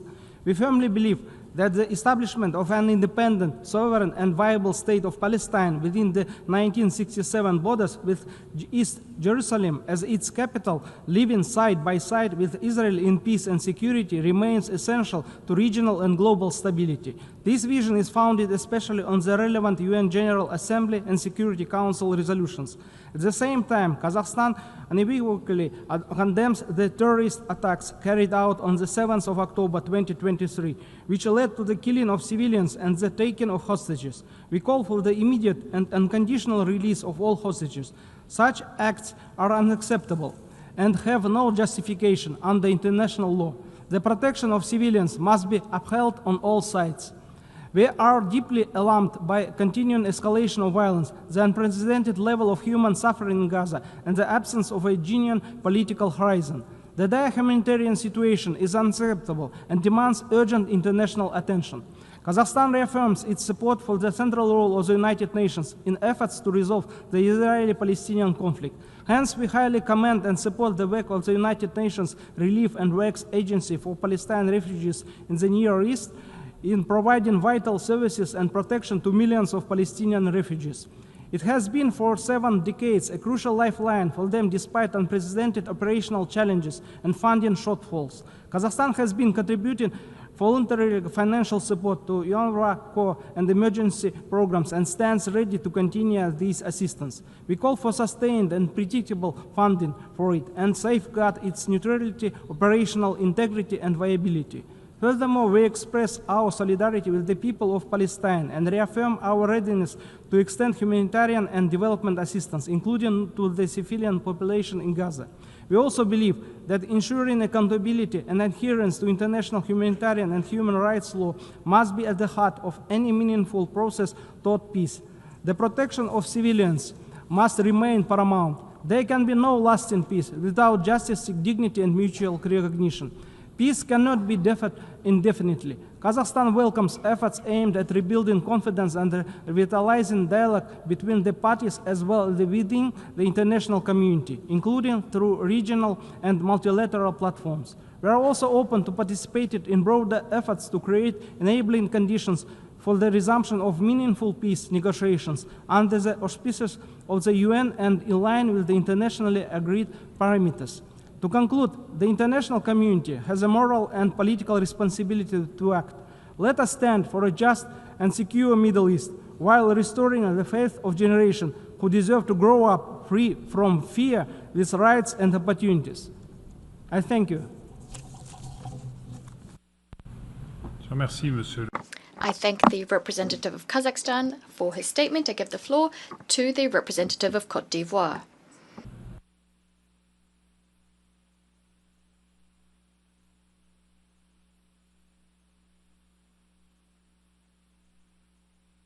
Merci, Monsieur le Président. Thank you, Mr. Chairman. Co-chairs, my delegation welcomes the convening of this important international conference, which offers up an opportunity to work together towards the peaceful settlement of the question of Palestine and the implementation of the two-state solution. My country would like to reiterate its heartfelt congratulations to France and Saudi Arabia. Thank you for your leadership as co-chairs of the conference. Rest assured, you have our full support. Côte d'Ivoire would like to, speaking from this high rostrum, reiterate its support for the initiatives of the UN Secretary General, His Excellency Antonio Guterres, efforts for peace in the Middle East. We urge the continuation of his tireless efforts to ensure the definitive resolution of the crisis between Israel and Palestine. Co-chairs, this meeting is being held in an international context strongly characterized by the exacerbation of the Israeli-Palestinian crisis, with deadly atrocities, loss of human life, infrastructure destruction, massive civilian displacement, as well as hostages still being detained. According to data from the last report published by the Office of the Coordination of Humanitarian Affairs, OCHA, to date, the number of people dead and injured due to Hamas's attack on Israel and Israel's counterattacks in the Gaza Strip and the West Bank since the 7th October 2023 stands at 58,000 dead and over 139,000 injured. Faced with this situation, its unprecedented proportions in which we fear humanitarian collapse in Gaza, Côte d'Ivoire, alarmed by this tragedy, would like to once again call for restraint and for recourse to diplomacy for a peaceful and lasting settlement of the crisis. My delegation welcomes the adoption on the 12th of June of this year by the General Assembly of a resolution demanding a ceasefire in Gaza and guarantees that sufficient aid immediately reaches Palestinian civilians. We remain convinced that it is only its effective implementation that will allow to save lives, human dignity, and foster peace. Furthermore, much like many other delegations, we deplore the lack of consensus within the Security Council on this issue. We invite the Council to put aside its differences, especially in humanitarian emergency situations. Co-chairs, indeed, the war in Gaza, which was started on the 7th of October 2023, dealt another blow to the idea of a negotiating solution, solidifying positions and taking us ever further away from the prospects of a return to peace in the region. Nonetheless, we believe that this meeting gives us an excellent opportunity to reiterate our common commitment and attachment to a peaceful settlement of the conflict between Israel and Palestine. We deplore the fact that the settlement efforts have been stalling for decades. Indeed, these deliberations are an opportunity to revive international support for peace. My country stands convinced that it is through respect for international law and relevant Security Council and General Assembly resolutions that a lasting and mutually acceptable solution to the conflict can be found. On this note, we reiterate our commitment to the two-state solution, two states coexisting in peace within 1967 borders. This unswerving position, the position of Côte d'Ivoire, has for decades been advocated for by Félix Houphouët-Boigny, our first president. It was then reiterated by his successors, in particular His Excellency Mr. Alassane Ouattara, President of the Republic of Côte d'Ivoire. This is the thrust behind our support for relevant UN Security Council UN resolutions calling for a ceasefire, the delivery of humanitarian aid, and the implementation of a two-state solution. Co-chairs, to conclude, I'd like to ardently reiterate that we wish this conference every success. We hope that it will allow for progress on the implementation of UN resolutions on the question of Palestine and the two-state solution, so as to achieve comprehensive, just and lasting peace in the Middle East. I thank you for your kind attention. I thank the representative of Côte d'Ivoire for his statement. I now give the floor to the representative of Romania.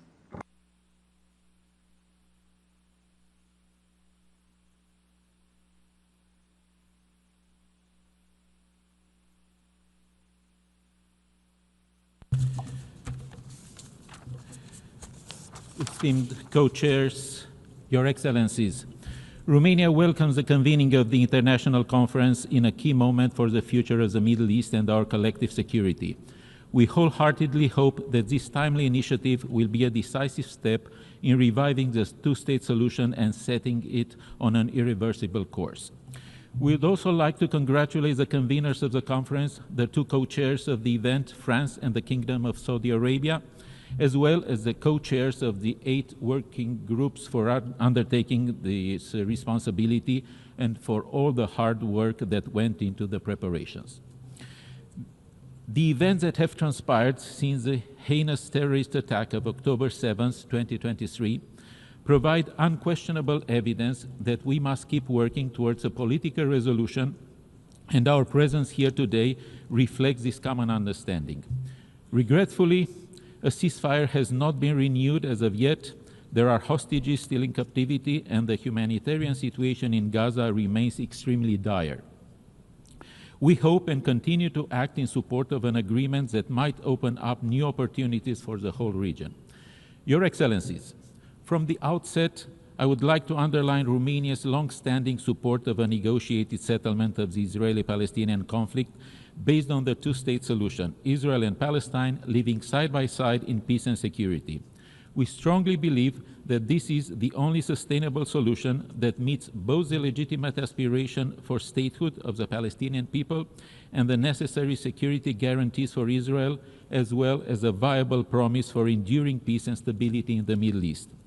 Romania recognized the state of Palestine back in 1988 and for many years continued to foster close ties with both sides, played its part in mediating the early Israeli-Palestinian peace talks, and reiterated their mutual right to live in peace, security, and prosperity. Excellencies, what happened on October 7, 2023 has no justification. We condemn the brutal attack of Hamas against the State of Israel and the Israeli people. Hamas's hostage policy is unacceptable and undermines the future of the two-state solution. Once more, we call for the immediate, unconditional, and dignified release of all hostages. On the other hand, the suffering and destruction in Gaza today reach an unprecedented level. We are witnessing the gravely degraded humanitarian situation in Gaza and the suffering of innocent, especially women and children. The security of Israel cannot and will not come at the cost of civilian lives in Gaza. This is why, along with our EU and regional partners, Romania supports a ceasefire, concrete steps to re-establish decent living conditions for the civilian population of Gaza, and a comprehensive peace agreement as the only path to ensure lasting security for both Israel and the Palestinian people. From the beginning, Romania prioritized the provision of humanitarian aid to the region, sent multiple shipments of humanitarian aid to Gaza, and facilitated the evacuation of pediatric patients from the street, along with their family members. We have carried out so far, together with the European Union, with the European Commission, 7 humanitarian flights for 76 children and 185 family members.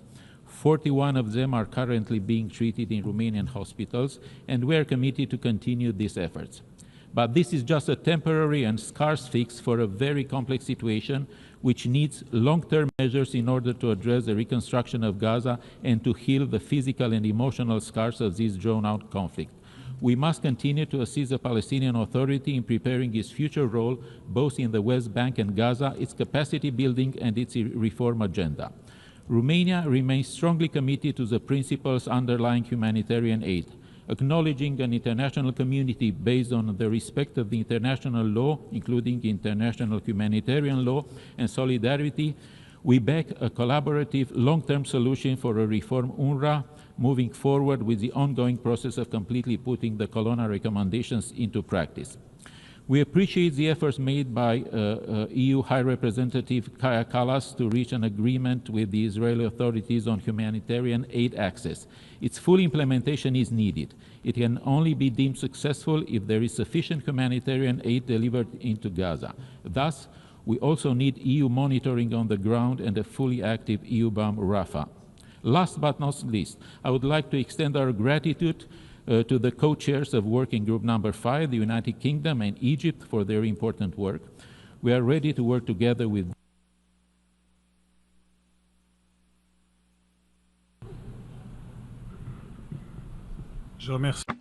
I thank the representative of Romania for his statement.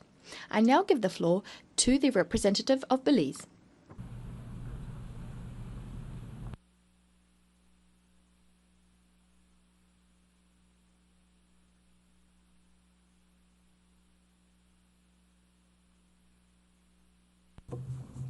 Co-chairs, Excellencies, distinguished delegates.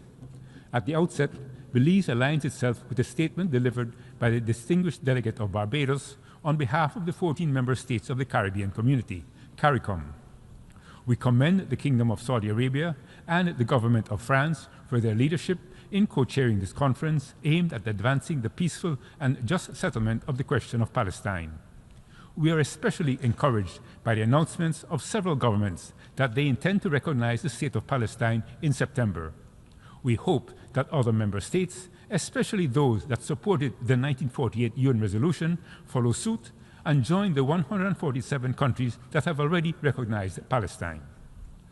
Belize's position on the question of Palestine has never wavered.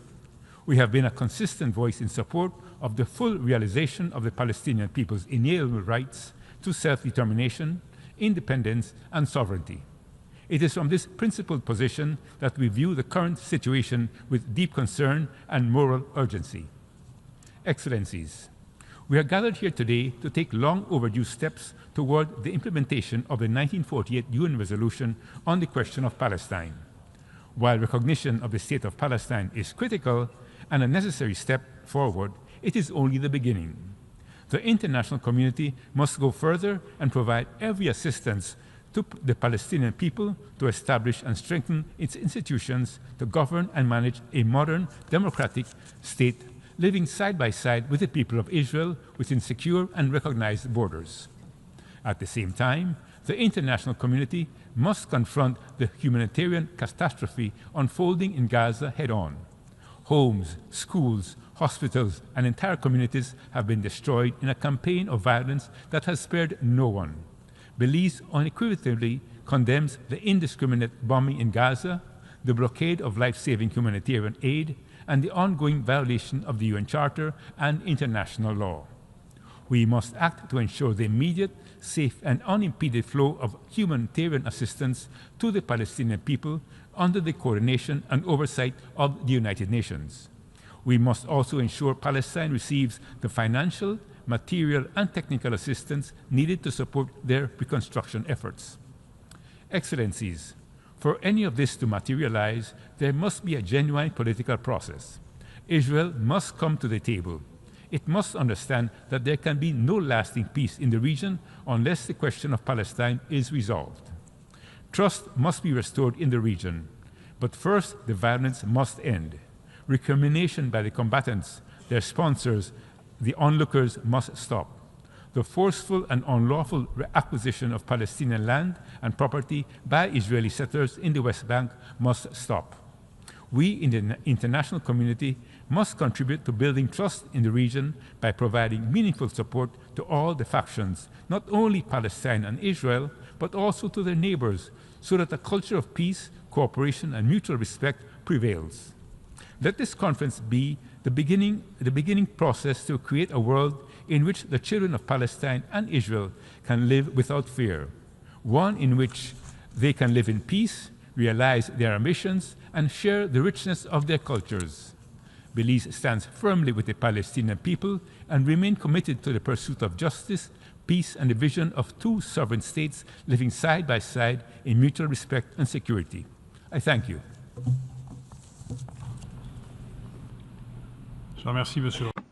I thank the representative of Belize for his statement. I now give the floor to the representative of Bulgaria.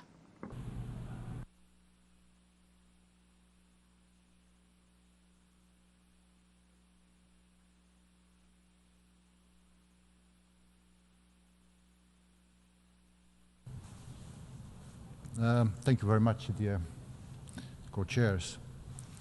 Bulgaria highly appreciates the holding of this important international conference, co-chaired by France and the Kingdom of Saudi Arabia. Achieving lasting peace and stability in the Middle East is our shared priority, one that can only be realized through joint and coordinated efforts. Back in 1988, Bulgaria was among the first countries to recognize the state of Palestine. This historic decision stands as a testament to our long-standing commitment to a just and comprehensive peace. Grounded on the two-state solution. Today, we gather not merely to exchange views on policy, but to reaffirm a fundamental principle, one that speaks to the dignity of peoples, the urgency of justice, and the moral responsibility of the international community. That principle is the right of both Israelis and Palestinians to live in peace, security, and self-determination side by side in two sovereign and viable states. The two-state solution is not a rhetorical ideal.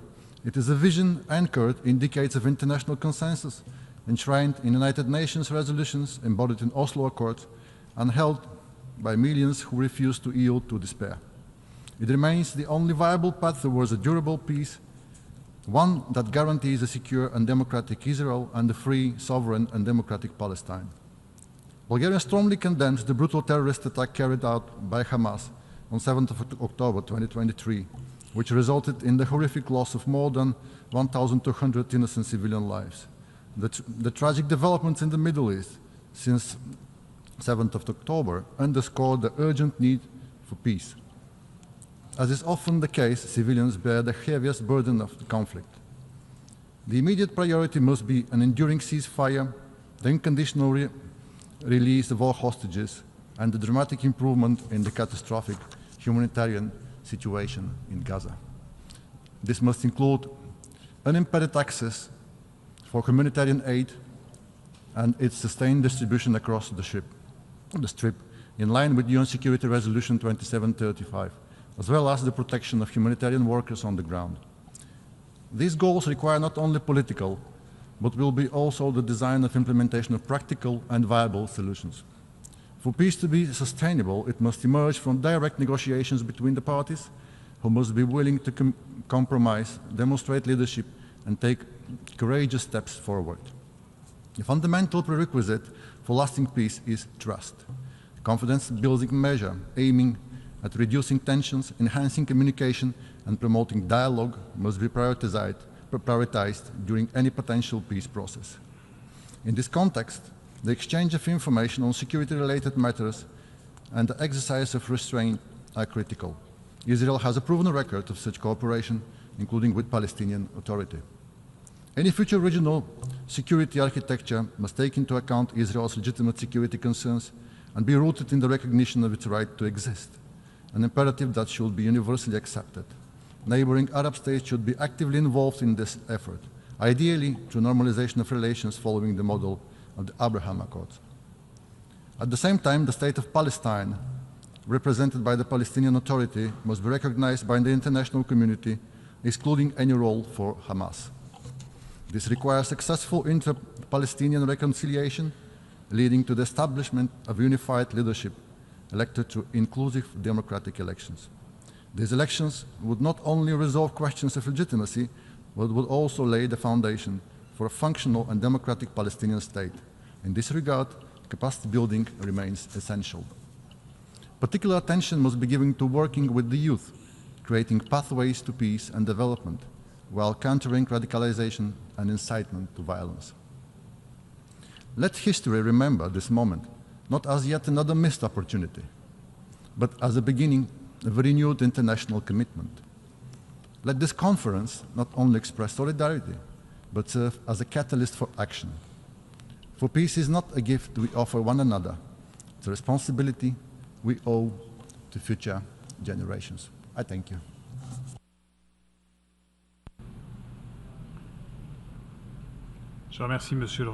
I thank the representative of Bulgaria for his statement and now give the floor to the representative of Gambia.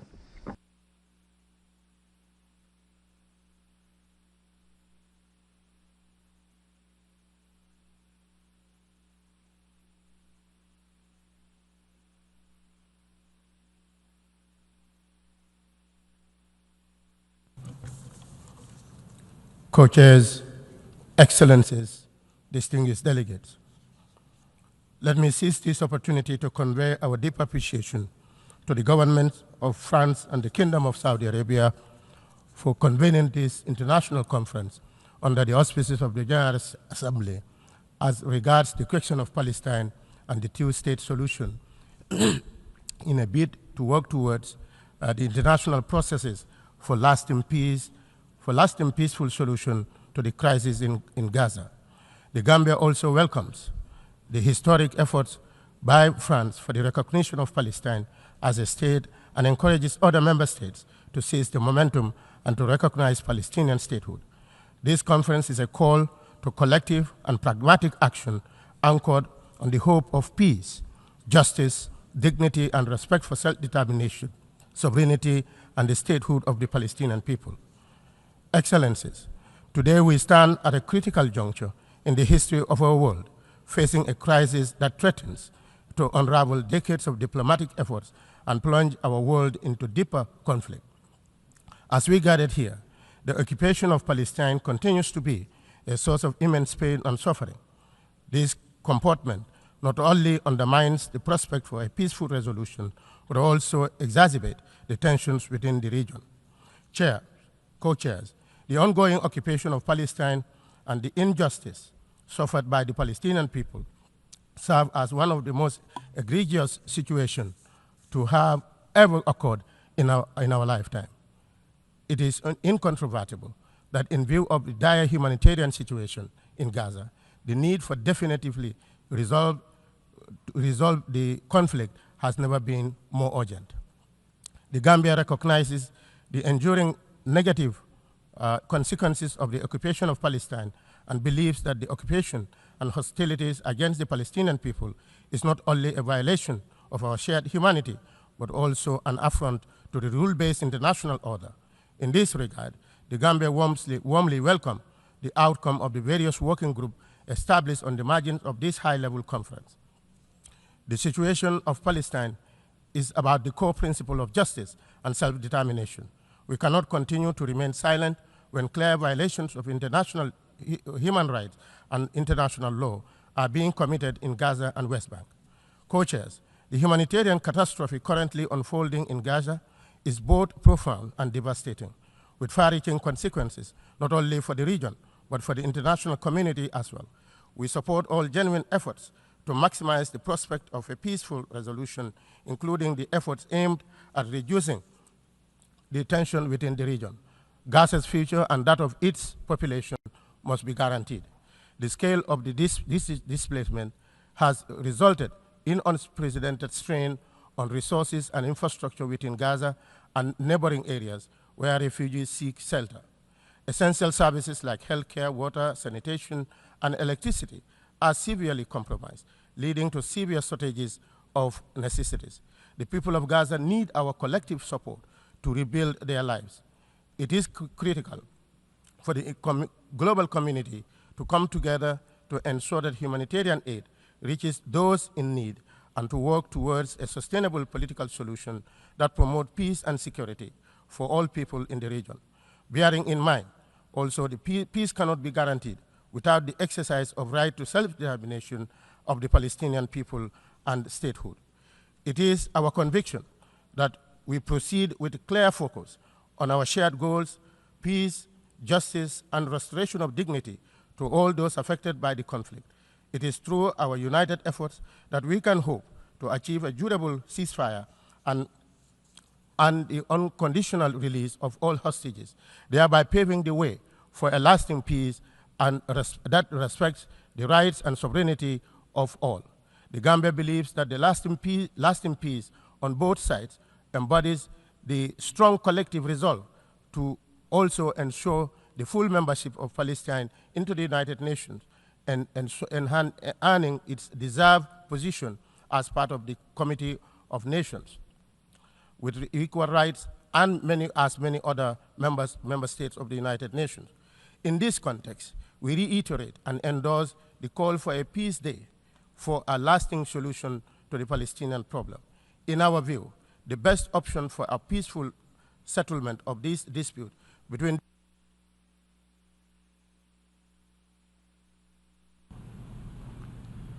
Je remercie. I thank the representative of the Gambia for the statement, and I give the floor to the representative of the United Republic of Tanzania.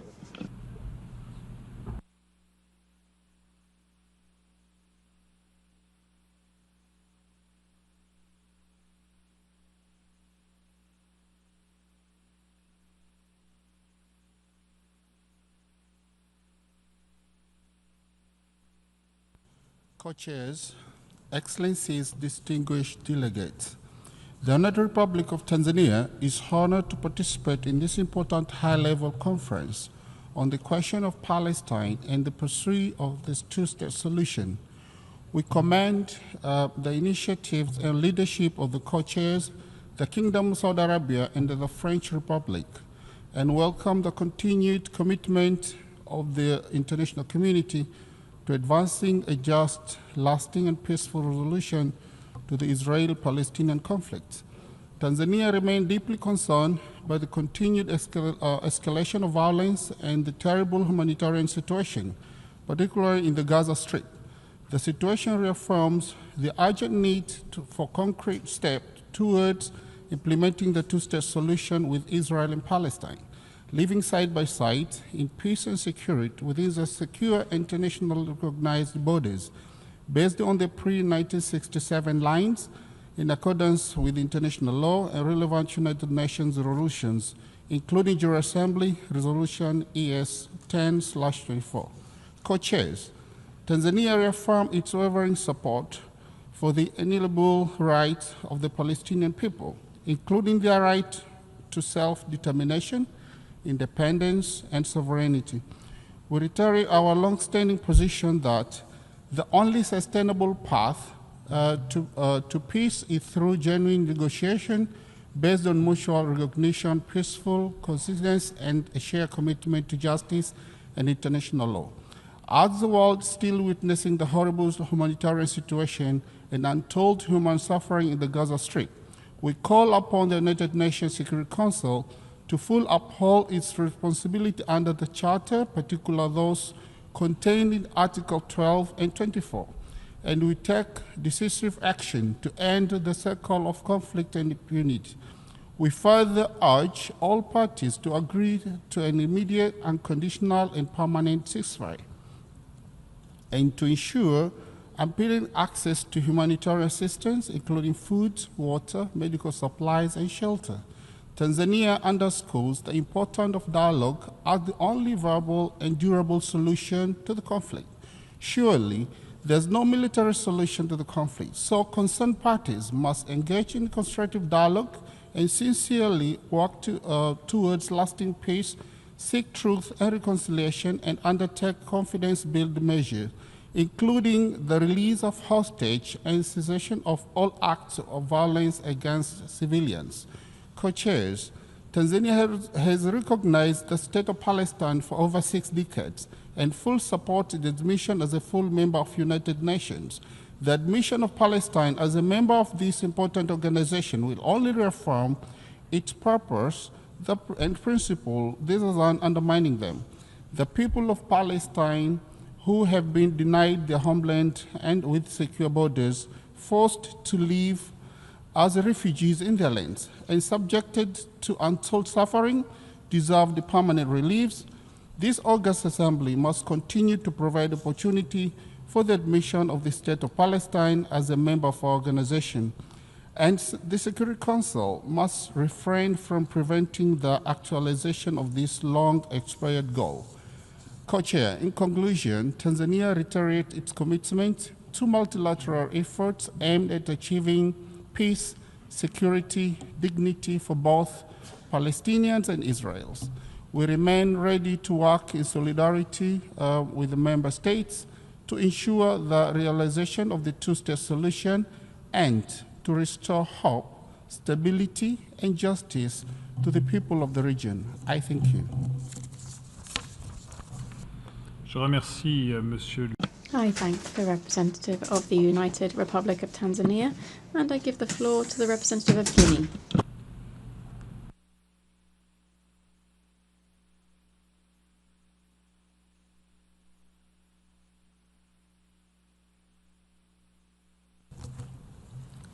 Monsieur le Co-Président, Co-chairs, Excellencies, ladies and gentlemen. At the outset, on behalf of His Excellency, General Mamadi Doumbouya, President of the Republic of Guinea, welcomed the joint initiative of the Kingdom of Saudi Arabia and the French Republic, that is the initiative to convene this international conference dedicated to the peaceful settlement of the question of Palestine and the implementation of the two-state solution.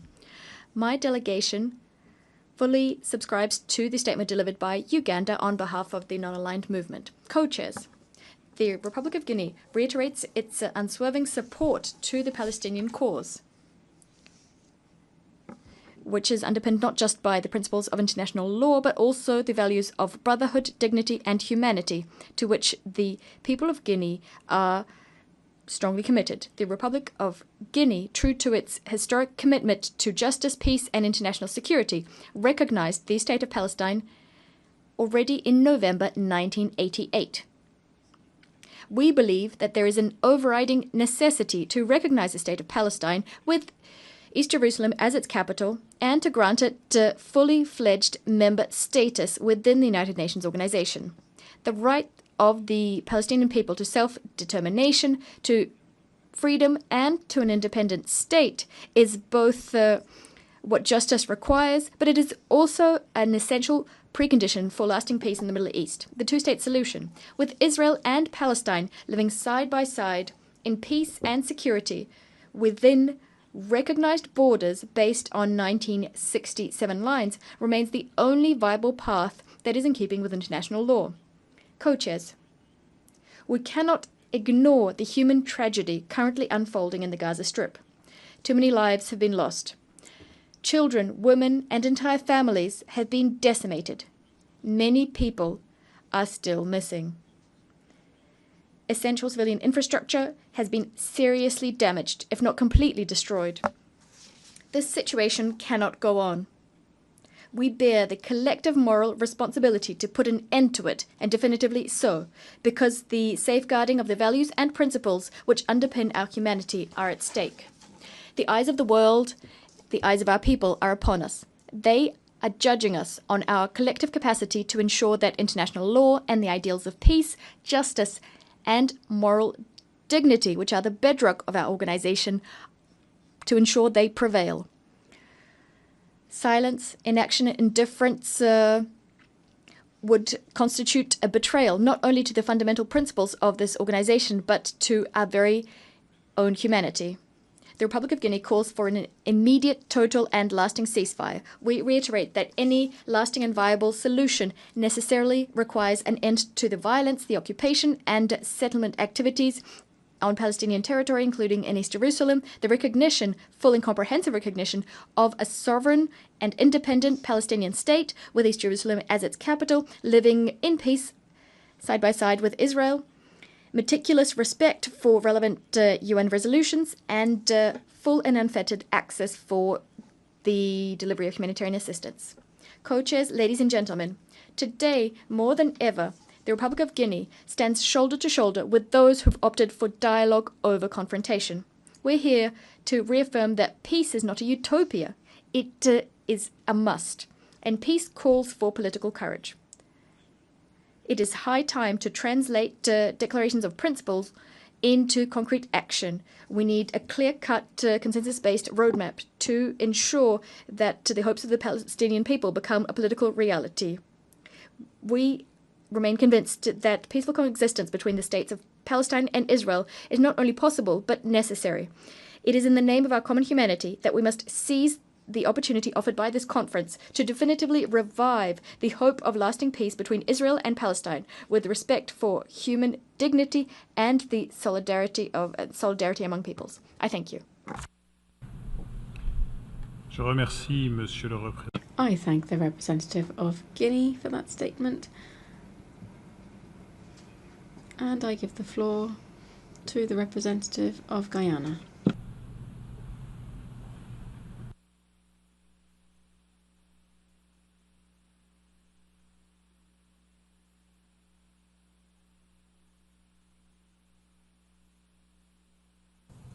Your Excellencies, co-chairs, Guyana aligns itself with the statement delivered by the permanent representative of Barbados on behalf of the member states of the Caribbean Community, CARICOM. I commend you both, co-chairs of the working groups, for your preparations for the convening of this conference.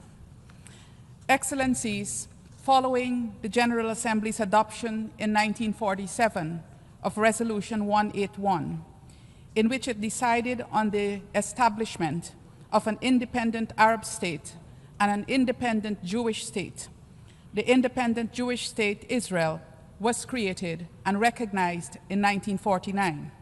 However, almost 8 decades later, and with the formation and recognition of more than 80 new sovereign states by the UN, the establishment of an independent state of Palestine is still outstanding. Implementation of the two-state solution is a collective responsibility of the General Assembly, some aspects of which are common to all member states, while others are differentiated. Recognition of the state of Palestine is at the core.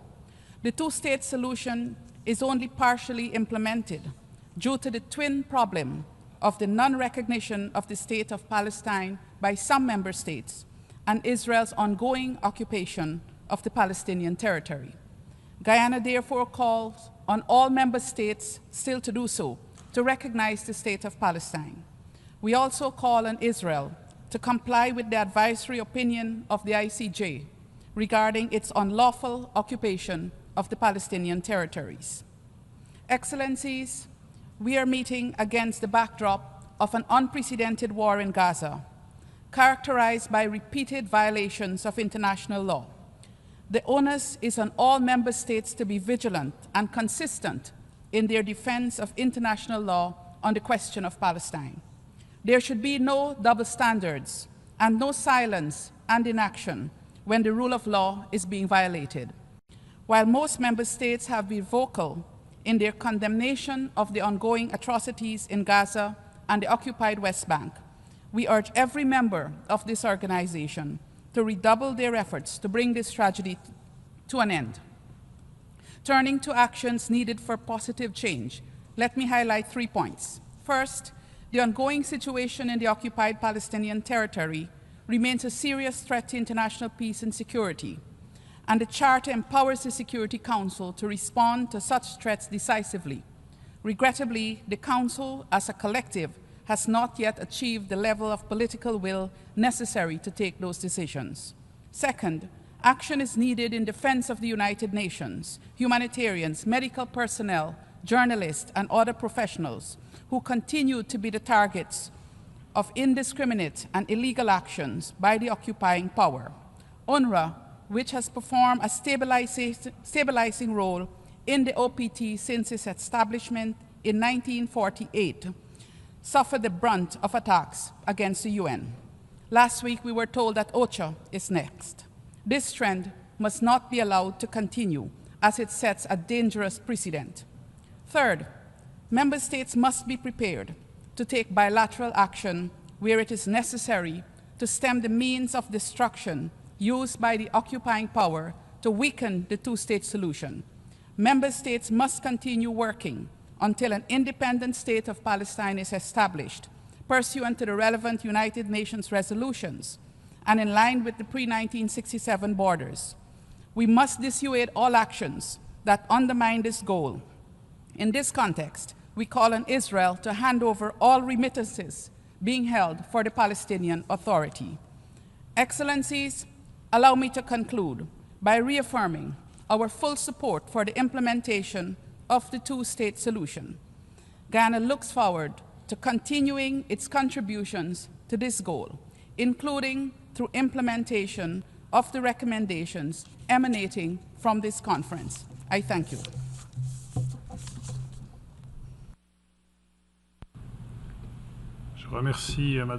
I thank the representative of Guyana for her statement, and I give the floor to the representative of Kenya.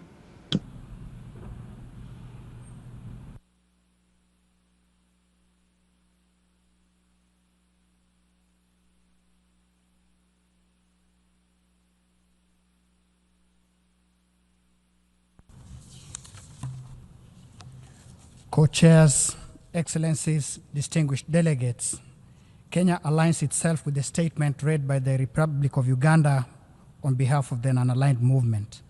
We also align with the African Union position that espouses the achievement of a two-state solution through negotiations founded on relevant UN resolutions and supports homegrown solutions based on socio-cultural tolerance. My delegation would now like to state the following in our national capacity. For decades, the Middle East has endured an ever-deepening occupation, cycles of violence, and the collapse of every major peace negotiation. The spiraling increase of civilian casualties, widespread displacement, and catastrophic humanitarian emergencies continue to imperil not only Palestinian aspirations for sovereignty and Israeli security, but also the stability of the entire region and the authority of international law. The two-state solution is deemed as the sole framework capable of delivering just, lasting peace. Unfortunately, it's now on the brink of collapse. Co-chairs, Kenya is concerned that the absence of decisive and coordinated action, unilateral measures, hardened stances of an irreversible status quo of protracted conflict will prolong human suffering and strategic fragmentation. In this regard, we take note that this conference is one of the few chances remaining to transform consensus into tangible, irreversible steps and propose the following actions embedded in three core pillars. First, ceasefire and humanitarian relief to secure an immediate, verifiable ceasefire, ensure the unconditional release of all hostages, and guarantee unfettered delivery of humanitarian assistance and the full withdrawal of military forces from Gaza. Second, implementing the two-state solution with security guarantees by convening a United Nations-backed mechanism and establishing robust, jointly monitored security arrangements to protect civilians on both sides, linked to benchmarks that reinforce the two-state roadmap. Third, instituting time-bound framework to adopt a comprehensive UN resolution mandating clear deadlines and enforcement measures and create a multinational oversight body that builds on the Global Alliance for Implementation to monitor compliance, deter spoilers, and report transparently to the international community. Co-chairs, Excellencies, distinguished delegates, the world watches us to see whether we can convert long-standing consensus into concrete, irreversible action. By embracing three core pillars, that's political, economic, and security, we can cement an enduring peace with two states side by side in mutual security and cooperation, and pave the way for a stable, integrated Middle East. Kenya believes that collective and individual measures will help transform long-standing consensus into irreversible steps toward two sovereign states living side by side in peace, security, and mutual respect. In conclusion, we reaffirm our support for the two-state solution and commit to collaborating with member states in joint efforts to secure durable and lasting peace. I thank you.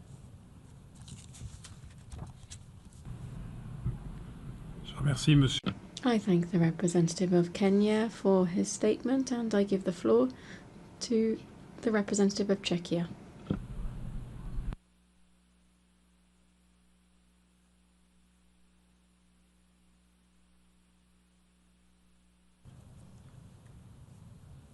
Distinguished co-chairs, excellencies, we welcome this opportunity to affirm Czechia's long-standing commitment to a peaceful resolution of the Israeli-Palestinian conflict. This vision is grounded in the establishment of two states, Israel and Palestine, living side by side in peace, security, and mutual recognition. We are deeply concerned by the continued violence and humanitarian suffering in the region, and we call for an immediate ceasefire in Gaza and the unconditional release of all hostages, leading to a permanent end of hostilities. Czechia acknowledges the legitimate aspirations of the Palestinian people for statehood and dignity, just as we affirm Israel's right to exist, free from terror and existential threats. We believe that the only viable path to achieving this vision is through direct negotiations between the two parties.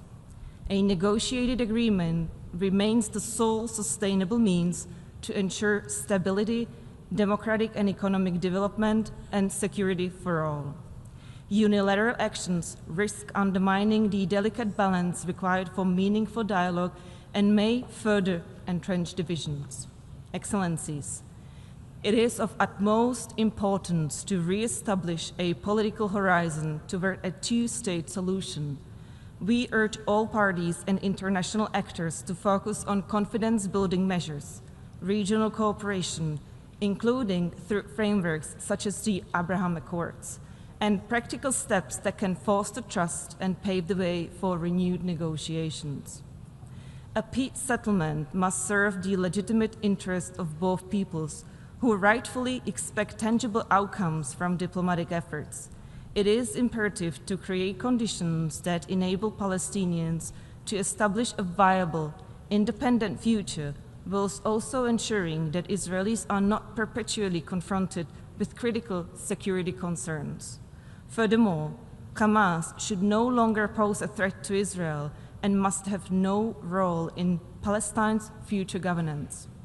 Excellencies, achieving a just and lasting peace will require bold and courageous decisions from both Israelis and the Palestinians. The path to a two-state solution is neither simple nor without sacrifice, but it demands leadership that prioritizes the future over the past and reconciliation over retaliation. Both sides must demonstrate the political will to engage in meaningful dialogue, make difficult compromises, and reject extremism in all its forms. Only through such resolve can we hope to transform aspirations into reality. Czechia stands ready to assist in any genuine effort that brings both sides back to the negotiating table and advances the cause of peace. I thank you.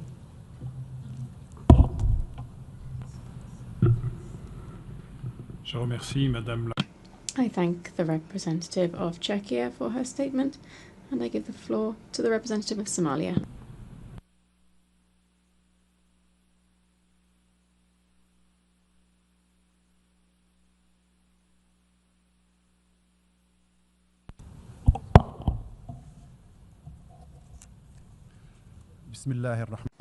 In the name of God, most gracious, most merciful, co-chairs, Highnesses, Excellencies, ladies and gentlemen. It's our honor to participate in this high-level conference that comes at a time when the wounds of the region are deepening, at a time when the cycle of injustice and suffering is expanding, at a time when the brotherly Palestinian people lack prospects for just solutions. We thank the Kingdom of Saudi Arabia and the Republic of France for convening this important meeting. This conference is an opportunity that must not go unnoticed. It is a defining moment for us to renew our collective political will, not only to find solutions, but to advance the implementation of the two-state solution, this solution that has long been rejected and overlooked and eroded. Co-chairs, the Palestinian people for more than 7 decades have been reeling from ongoing occupation. They have been systematically deprived of their most basic national and human rights. The international community has stood silent as the Palestinians have been reeling on a daily basis from colonial settlement, forced displacement, blockade, daily violations. The holy Christian and Muslim sites have been desecrated, and the life of a whole people have been fragmented generation after generation. Despite this, the Palestinian people continue to uphold their legitimate right to freedom, independence, and self-determination as enshrined in international law and UN resolutions. They do not demand more than this. In this context, we reiterate our unwavering support for the two-state solution along the 4 June 1967 borders and on the basis of UN Security Council and General Assembly resolutions, and on the basis of international law and the Arab Peace Initiative for the establishment of an independent, sovereign Palestinian state with East Jerusalem as its capital. We call clearly for the full recognition of the State of Palestine and for its full admission in the United Nations. Ladies and gentlemen, injustice does not achieve peace. Ongoing occupation does not generate stability. We reject double standards and the selective application of international law. We cannot respect international law in one place and overlook its violation in another place, and the occupier cannot be rewarded, and the people under occupation cannot be punished. The implementation of the two-state solution is no longer a diplomatic option. We now call today for clear measures that can no longer be postponed. First, the State of Palestine must be admitted as a full member of the UN. Secondly, all illegal settlement activities must come to an end immediately and unconditionally. Thirdly, the blockade on Gaza must be lifted and humanitarian safe corridors must be opened. Fourthly, international protection must be afforded to the Palestinians. Fifthly, we must revive the serious and binding political track under international multilateral auspices with a clear implementation mechanisms. In conclusion, the time is not on our side. Every day without a solution is a new day of pain, a new day of dashed hopes and erosion of international order. We hope that this conference will be a true turning point where we do not only express intentions, but we transition towards actionable implementation and follow-up mechanisms. In this context, we reiterate our clear position. Palestine is not only a humanitarian cause, it is a question of justice, a question of rights and sovereignty. The government and people of Somalia will continue to support this just question in all fora. We believe that freedom is achieved and snatched by justice and is defended in position. Thank you for your kind attention. Je remercie Monsieur le I thank the representative of Somalia for that statement. I now give the floor to the representative of Cabo Verde.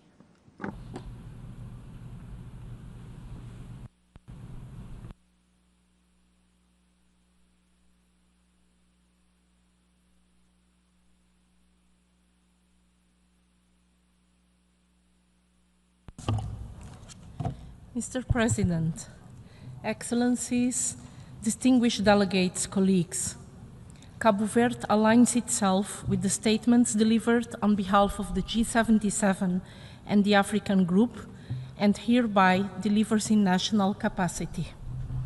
Cabo Verde stands before this high-level conference with profound commitment to peace, international security, and respect for the fundamental principles of international law.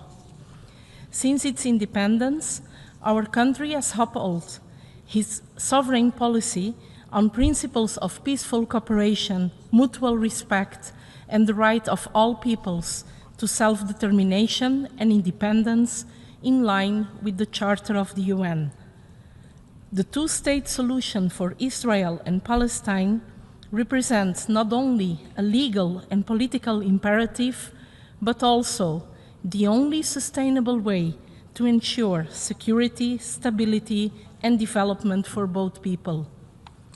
Cabo Verde would like to highlight three fundamental pillars for the peaceful settlement of the question of Palestine and to implement the two-state solution. One, the establishment of the Palestinian state, founded on full sovereignty and territorial integrity, must be grounded in international norms protecting the territorial integrity and historical rights of the Palestinian people. Two, peace will not be sustainable without concrete and balanced security arrangements that ensure mutual protection and trust-building mechanisms between the parties. Coordinated measures must be implemented in a transparent and binding manner, reinforcing both Israel and Palestine's commitment to a future free of hostilities and existential threats. Three, the success of the two-state solution depends not only on political and legal guarantees, but it will only prevail if sustainable economic conditions are also assured. Post-conflict reconstruction must be linked to economic integration strategies, promoting a resilient governance structure, sustainable investments, and effective assistance mechanisms. For Cabo Verde, it is clear that peace cannot reign upon diplomatic commitments alone. For peace to prevail, it must be built on justice, respect for international law, and recognition of the dignity of all peoples. The success of this conference will be measured by the concrete actions we take, ensuring that two states can coexist side by side with security, sovereignty, and prosperity. Cabo Verde is hopeful that this conference will produce effective commitments and tangible results for a just and lasting peace. Cabo Verde reiterates its full support to the implementation of the two-state solution. May this path lead to two neighbor nations living in peace and rebuilding a prosperous future for the generations to come. Thank you.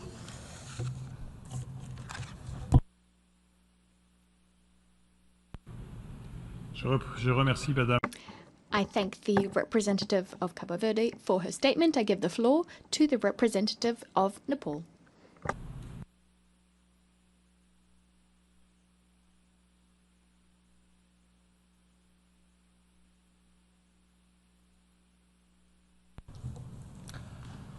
Distinguished co-chairs, first let me extend my sincere appreciation to the governments of the French Republic and the Kingdom of Saudi Arabia for convening this high-level international conference. Excellencies, for nearly 8 decades, the pursuit of just and lasting peace in the Israeli-Palestine conflict has remained elusive.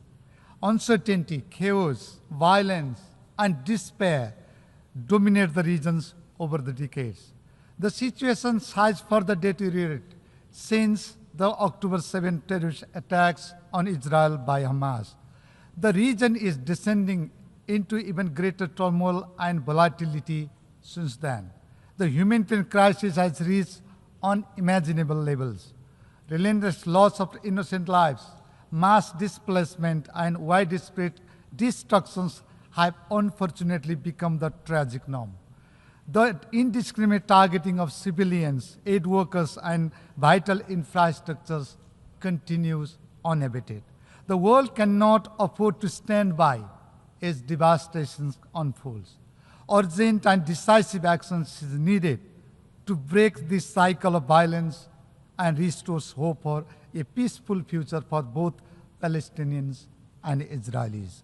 Excellencies, Nepal strongly condemned the brutal attack on Israel on 7 October 2023, which claimed the lives of hundreds, including 10 Nepali nationals. Equally, we have denounced the indiscriminate use of force against civilians in Gaza.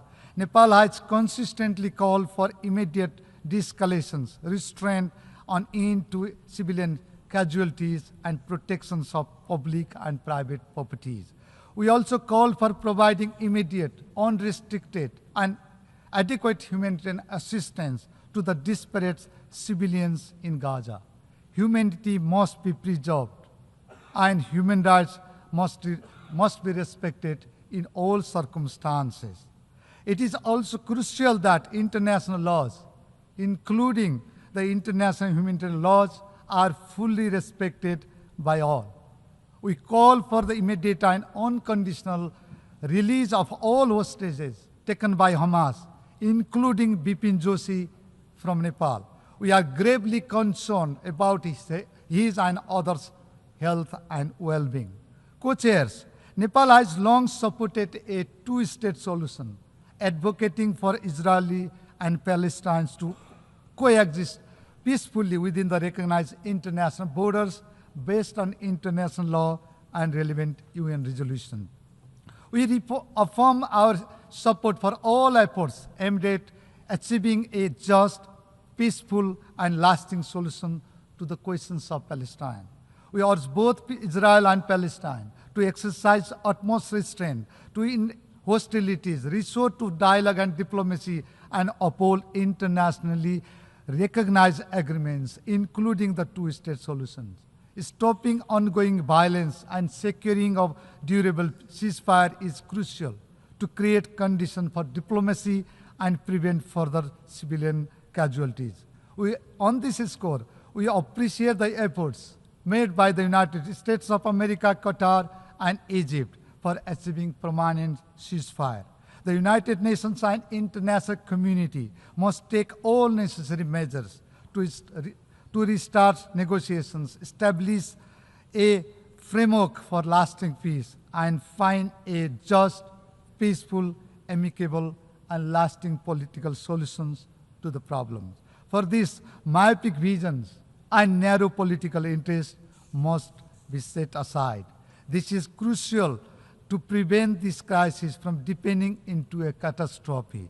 We stand by our conviction that the political resolutions grounded in two-state solutions is the most effective path to ending suffering, breaking the cycle of violence, and securing long overdue peace for both Palestinian and Israeli civilians. In conclusion, co-chairs, let's unite in pursuit of a just and lasting solution to one of the world's most prolonged and complex challenges. Let's ensure that peace prevails in the regions and beyond. And let's build a future for both Israelis and Palestinians grounded in peace, justice, and coexistence. I thank you.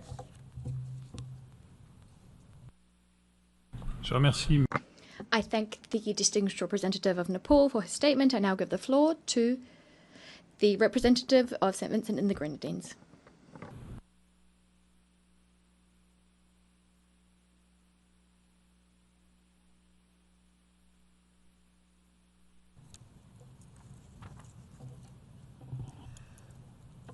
Thank you, Mr. President, for giving me the floor.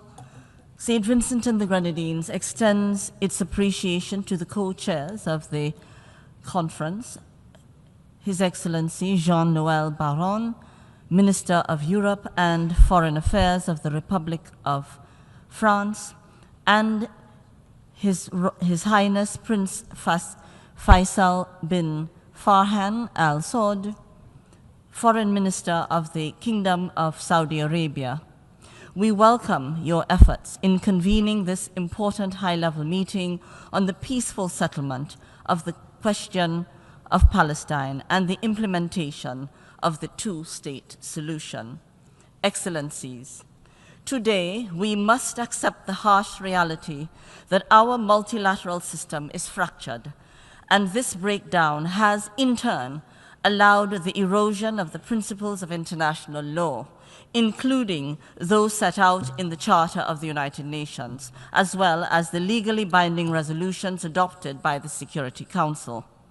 These principles are not abstract ideals, but safeguards for our peaceful coexistence. This is why St. Vincent and the Grenadines regards this conference as a critical opportunity to rebuild trust among states through the recommitment in good faith to the principles of international law and the two-state solution as set out in the Security Council Resolution 242/1967. The ongoing conflict in the Middle East has for too long assailed the people of Gaza, their suffering being a tragic testament of the consequences of setting aside international law that was designed to, at a minimum, put an end to such a conflict.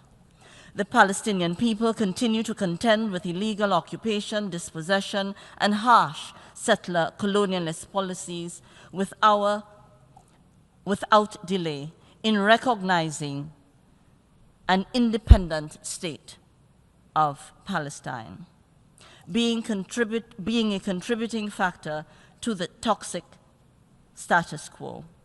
The cycle of death and destruction, ongoing impunity, and the violations of our international framework cannot be allowed to continue. International law, including the principles embedded in the Charter of the United Nations, can neither be selectively applied nor sporadically upheld. As a modern civilization, if we are credible defenders of peace, then we must ultimately be consistent defenders of international law. Within this context, St. Vincent and the Grenadines reaffirms its support to a two-state solution that guarantees that both Israel and Palestine can live side by side in peace and security within internationally recognized borders based on the pre-1967 lines. Every state and people desirous of such ambitions are deserving of achieving it. Excellencies, the Charter of the United Nations is clear in its preamble. We, the peoples of the United Nations, determined to save succeeding generations from the scourge of war. This solemn commitment must serve as our collective moral compass. It is our sincere hope that this conference will mark a turning point in the region, as well as in our global commitment to peace, stability, and multilateral cooperation. We express our hope that the work of the working groups would amount to more than just an academic exercise, but instead would contribute tangibly to a shift in the discourse and the direction of this long-standing issue, operating as launching pads for action. We recognize, however, that to be impactful, our commitments throughout this conference must be backed by concrete, measurable action. Now is not the time for fatigue. We can no longer simply stand in solidarity. The need to implement a two-state solution has become more urgent than ever. And to this end, we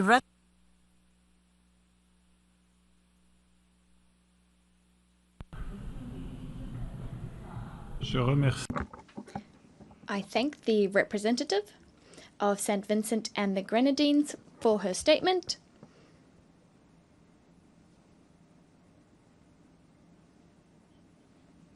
I thank the representative of St. Vincent and the Grenadines for her statement. I now give the floor to the representative of Cuba.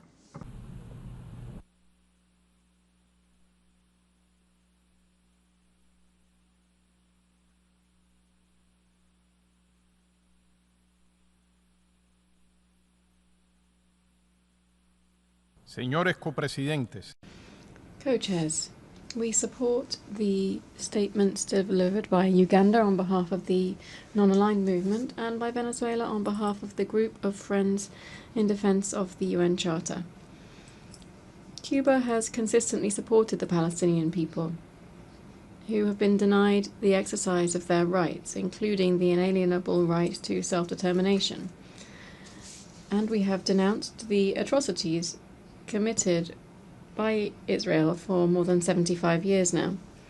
Cuba has called for a comprehensive, just and lasting solution on the basis of the creation of two states, enabling the Palestinian people to exercise their right to self-determination and to possess a free and sovereign state within the pre-1967 borders, with East Jerusalem as its capital, and the return of refugees as crucial premises for resolving the conflict. Cuba participated in the extraordinary ministerial meeting of the Hague Group, an initiative by a number of states seeking to coordinate action to achieve tangible results and take urgent measures to enforce an immediate and permanent ceasefire in the Gaza Strip and the withdrawal of Israeli occupying forces. We have joined the call of the immense majority of the international community for decisive action that would bring an end to one of the most long-standing injustices of our time, an injustice that has worsened over the last 2 years, during which Israel has committed crimes against humanity, collective punishment, apartheid, and genocide against the Palestinian people with impunity. The number of displaced persons, as well as the destruction of hospitals and other civilian infrastructure in blatant violation of international humanitarian law, put us face to face with a painful reality that wounds our humanity. The massacre perpetrated against the besieged Gaza Strip has triggered an unprecedented humanitarian crisis, plunging the territory into terror, death, and mass destruction. Indeed, according to the United Nations reports, millions of civilians are trapped, fighting hunger, disease, and constant displacement. We see consistent Israeli settlement building practices, and violence is escalating in the West Bank, including East Jerusalem. We cannot allow illegal settlements and repression to become normalized. Excellencies, it is impossible to talk of the situation in Palestine without speaking out about the historical complicity of the United States government, which is also responsible for the genocide by repeatedly using its veto right in the Security Council to block the implementation of a ceasefire that would halt the massacre and would uphold the will of the international community. The paralysis of the Security Council is an affront harnessed by Israel to continue its criminal policies without fear of consequence. Concrete action is urgently needed in this body to halt the ongoing genocide, to allow the unrestricted delivery of sufficient humanitarian aid, and to guarantee the vital work of UNRWA. More than 145 countries already recognize the state of Palestine. The full membership of Palestine in the United Nations can no longer be delayed. It is vital to begin the reconstruction of Gaza, to create conditions for the return of displaced persons, to ensure the full and unconditional withdrawal of the Israeli occupying forces, and to implement the agreements reached between the parties. The aspiration that this forum will provide real prospects for a just, lasting, and sustainable solution to the conflict is something that is shared by millions of people around the world. Let us not fail them. Justice for Palestine can wait no longer. Let us act in line with the urgency that humanity is demanding and that the Palestinian people need as a crucial condition for achieving a just, lasting, and sustainable peace in the Middle East. Thank you very much. Je remercie I thank the representative of Cuba for his statement. I now give the floor to the representative of the Maldives.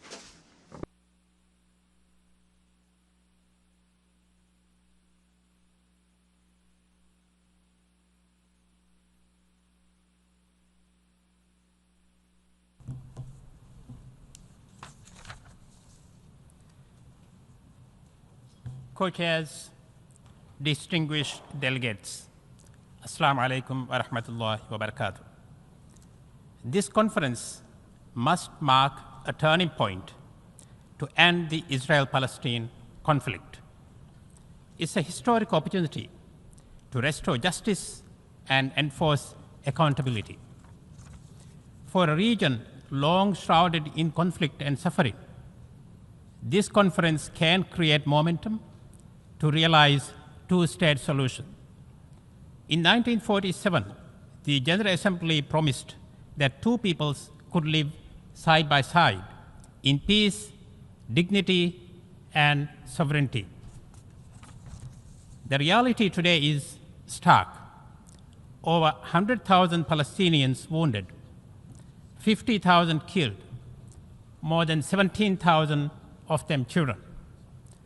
The world cannot stand in idle while children die from deliberately imposed hunger.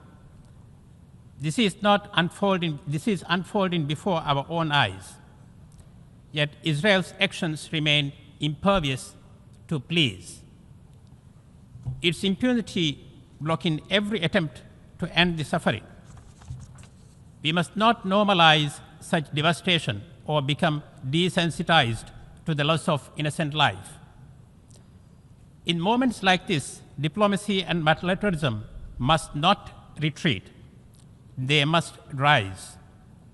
We need more action, not just condemnation, more cooperation, and less polarization. The Maldives stands today with unwavering moral clarity. We may be small, but we have never wavered in standing for what is right. This is why we recognized the State of Palestine in 1988. This is why the Maldives has filed a declaration of intervention at the ICJ for the application of the Genocide Convention in Gaza Strip. This is why we argued before the court that Israel's action violate Palestinians' human rights and demanded humanitarian access. Let us begin with the truth. The State of Palestine exists. 147 countries in this hall recognize it, and more have expressed their intent to do so. The Palestinian flag flies outside this hall. Its sovereignty and its people must not be erased. From Gaza to West Bank to East Jerusalem, Palestinians have the inalienable right to remain, to return, and to govern a state of their own freely and fully. The targeting of UNRWA must stop. Defunding a humanitarian lifeline during famine and massacre is not policy, it's cruelty. Humanitarian workers are not the enemy, nor are journalists. And aid is not optional, nor is the obligation to protect civilians. The Maldives believes in a just, lasting solution: two states, two peoples, and one peace. But there can be no peace without justice.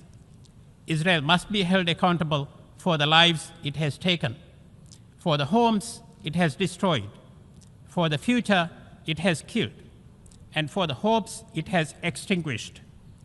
Reparations, restitutions, and redress is the bare minimum.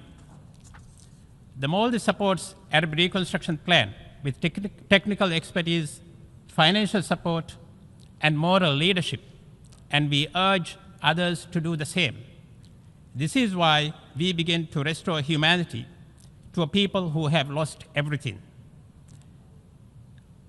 Let every child in Palestine grow with dignity and hope for the future they deserve. I thank you.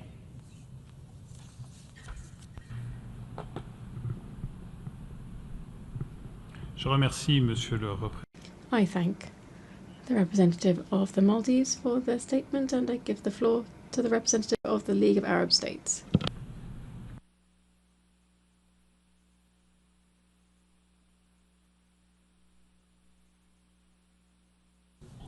يسعدني أن أقف على هذا المنبر اليوم مرتديا. Allow me to take the floor and in the honor of Palestine to express our solidarity with the state of Palestine.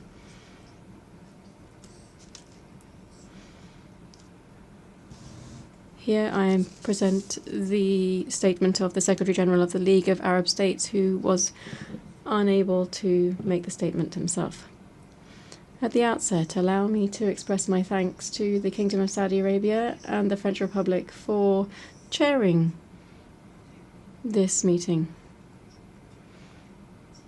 at a difficult time, which is not enabling a serious effort towards peace. This international conference, with such a broad-based participation, allows us to focus on the crime of the century, which reminds us of the somber times of history, and we hope that it will never happen again. We think that those that were victims of crimes against humanity would understand the sense of humanity, that those who had lived through ethnic cleansing would never practice it, that those who were victims of genocide and its horrors would not be tempted to commit this crime of genocide that we are seeing today, the plans of which have been announced in Gaza and the OPT. We must denounce this crime in all of its gravity and the tragedy that it causes. They are the continuum of another crime, that is occupation. A crime that the ICJ has asked to be brought to an end as soon as possible. What we're seeing today in Gaza, the withdrawal of stability and security in the region, is indeed the outcome of the ongoing occupation. This is the price being paid by Palestinians, a price paid in blood, a price paid by the populations across the region in terms of the stability and future. It is the price paid by the entire world in terms of stability and security. It's an extremely high price that we are all paying for the system of apartheid and occupation to remain on this land. The vision set out by the state representatives of civil society and organizations during the preparatory meeting within the 8 thematic working groups that were cited in the outcome document very clearly show that there is clear international will and that it represents the majority for the Israeli settlement building to stop. It also shows that another future is possible for the region, that is, for peaceful coexistence. But this future will only happen where there is a viable Palestinian state that can be a fully fledged member of the United Nations to do away with the stain that we have at the moment. The League of Arab States remains committed to the Arab Peace Initiative adopted in Beirut 23 years ago. That is the full withdrawal from Arab lands and the end of occupation against the normalization, the integration and peaceful coexistence. This vision hasn't, however, been reciprocated. Rather, it has been countered by arrogance and nationalism based on religious sectarian views that will lead the region to an unknown future. If everyone, particularly civil organizations, are not involved in this process, there will be no change. In conclusion, this conference represents a turning point for the Middle East, for Palestine, in Syria, Lebanon, and elsewhere. The League of Arab States will continue to strive alongside Saudi Arabia and France, alongside the chairs of the working groups, with the immense majority of states, peace-loving states, in the General Assembly, this democratic forum. We will continue to work for all states and all organizations to commit to ensure that Palestine is recognized at the 80th General Assembly session, and the League of Arab States will continue to support an independent Palestinian state with East Jerusalem as its capital, based on the proposals made by France, the UK, and peace-loving states. Thank you.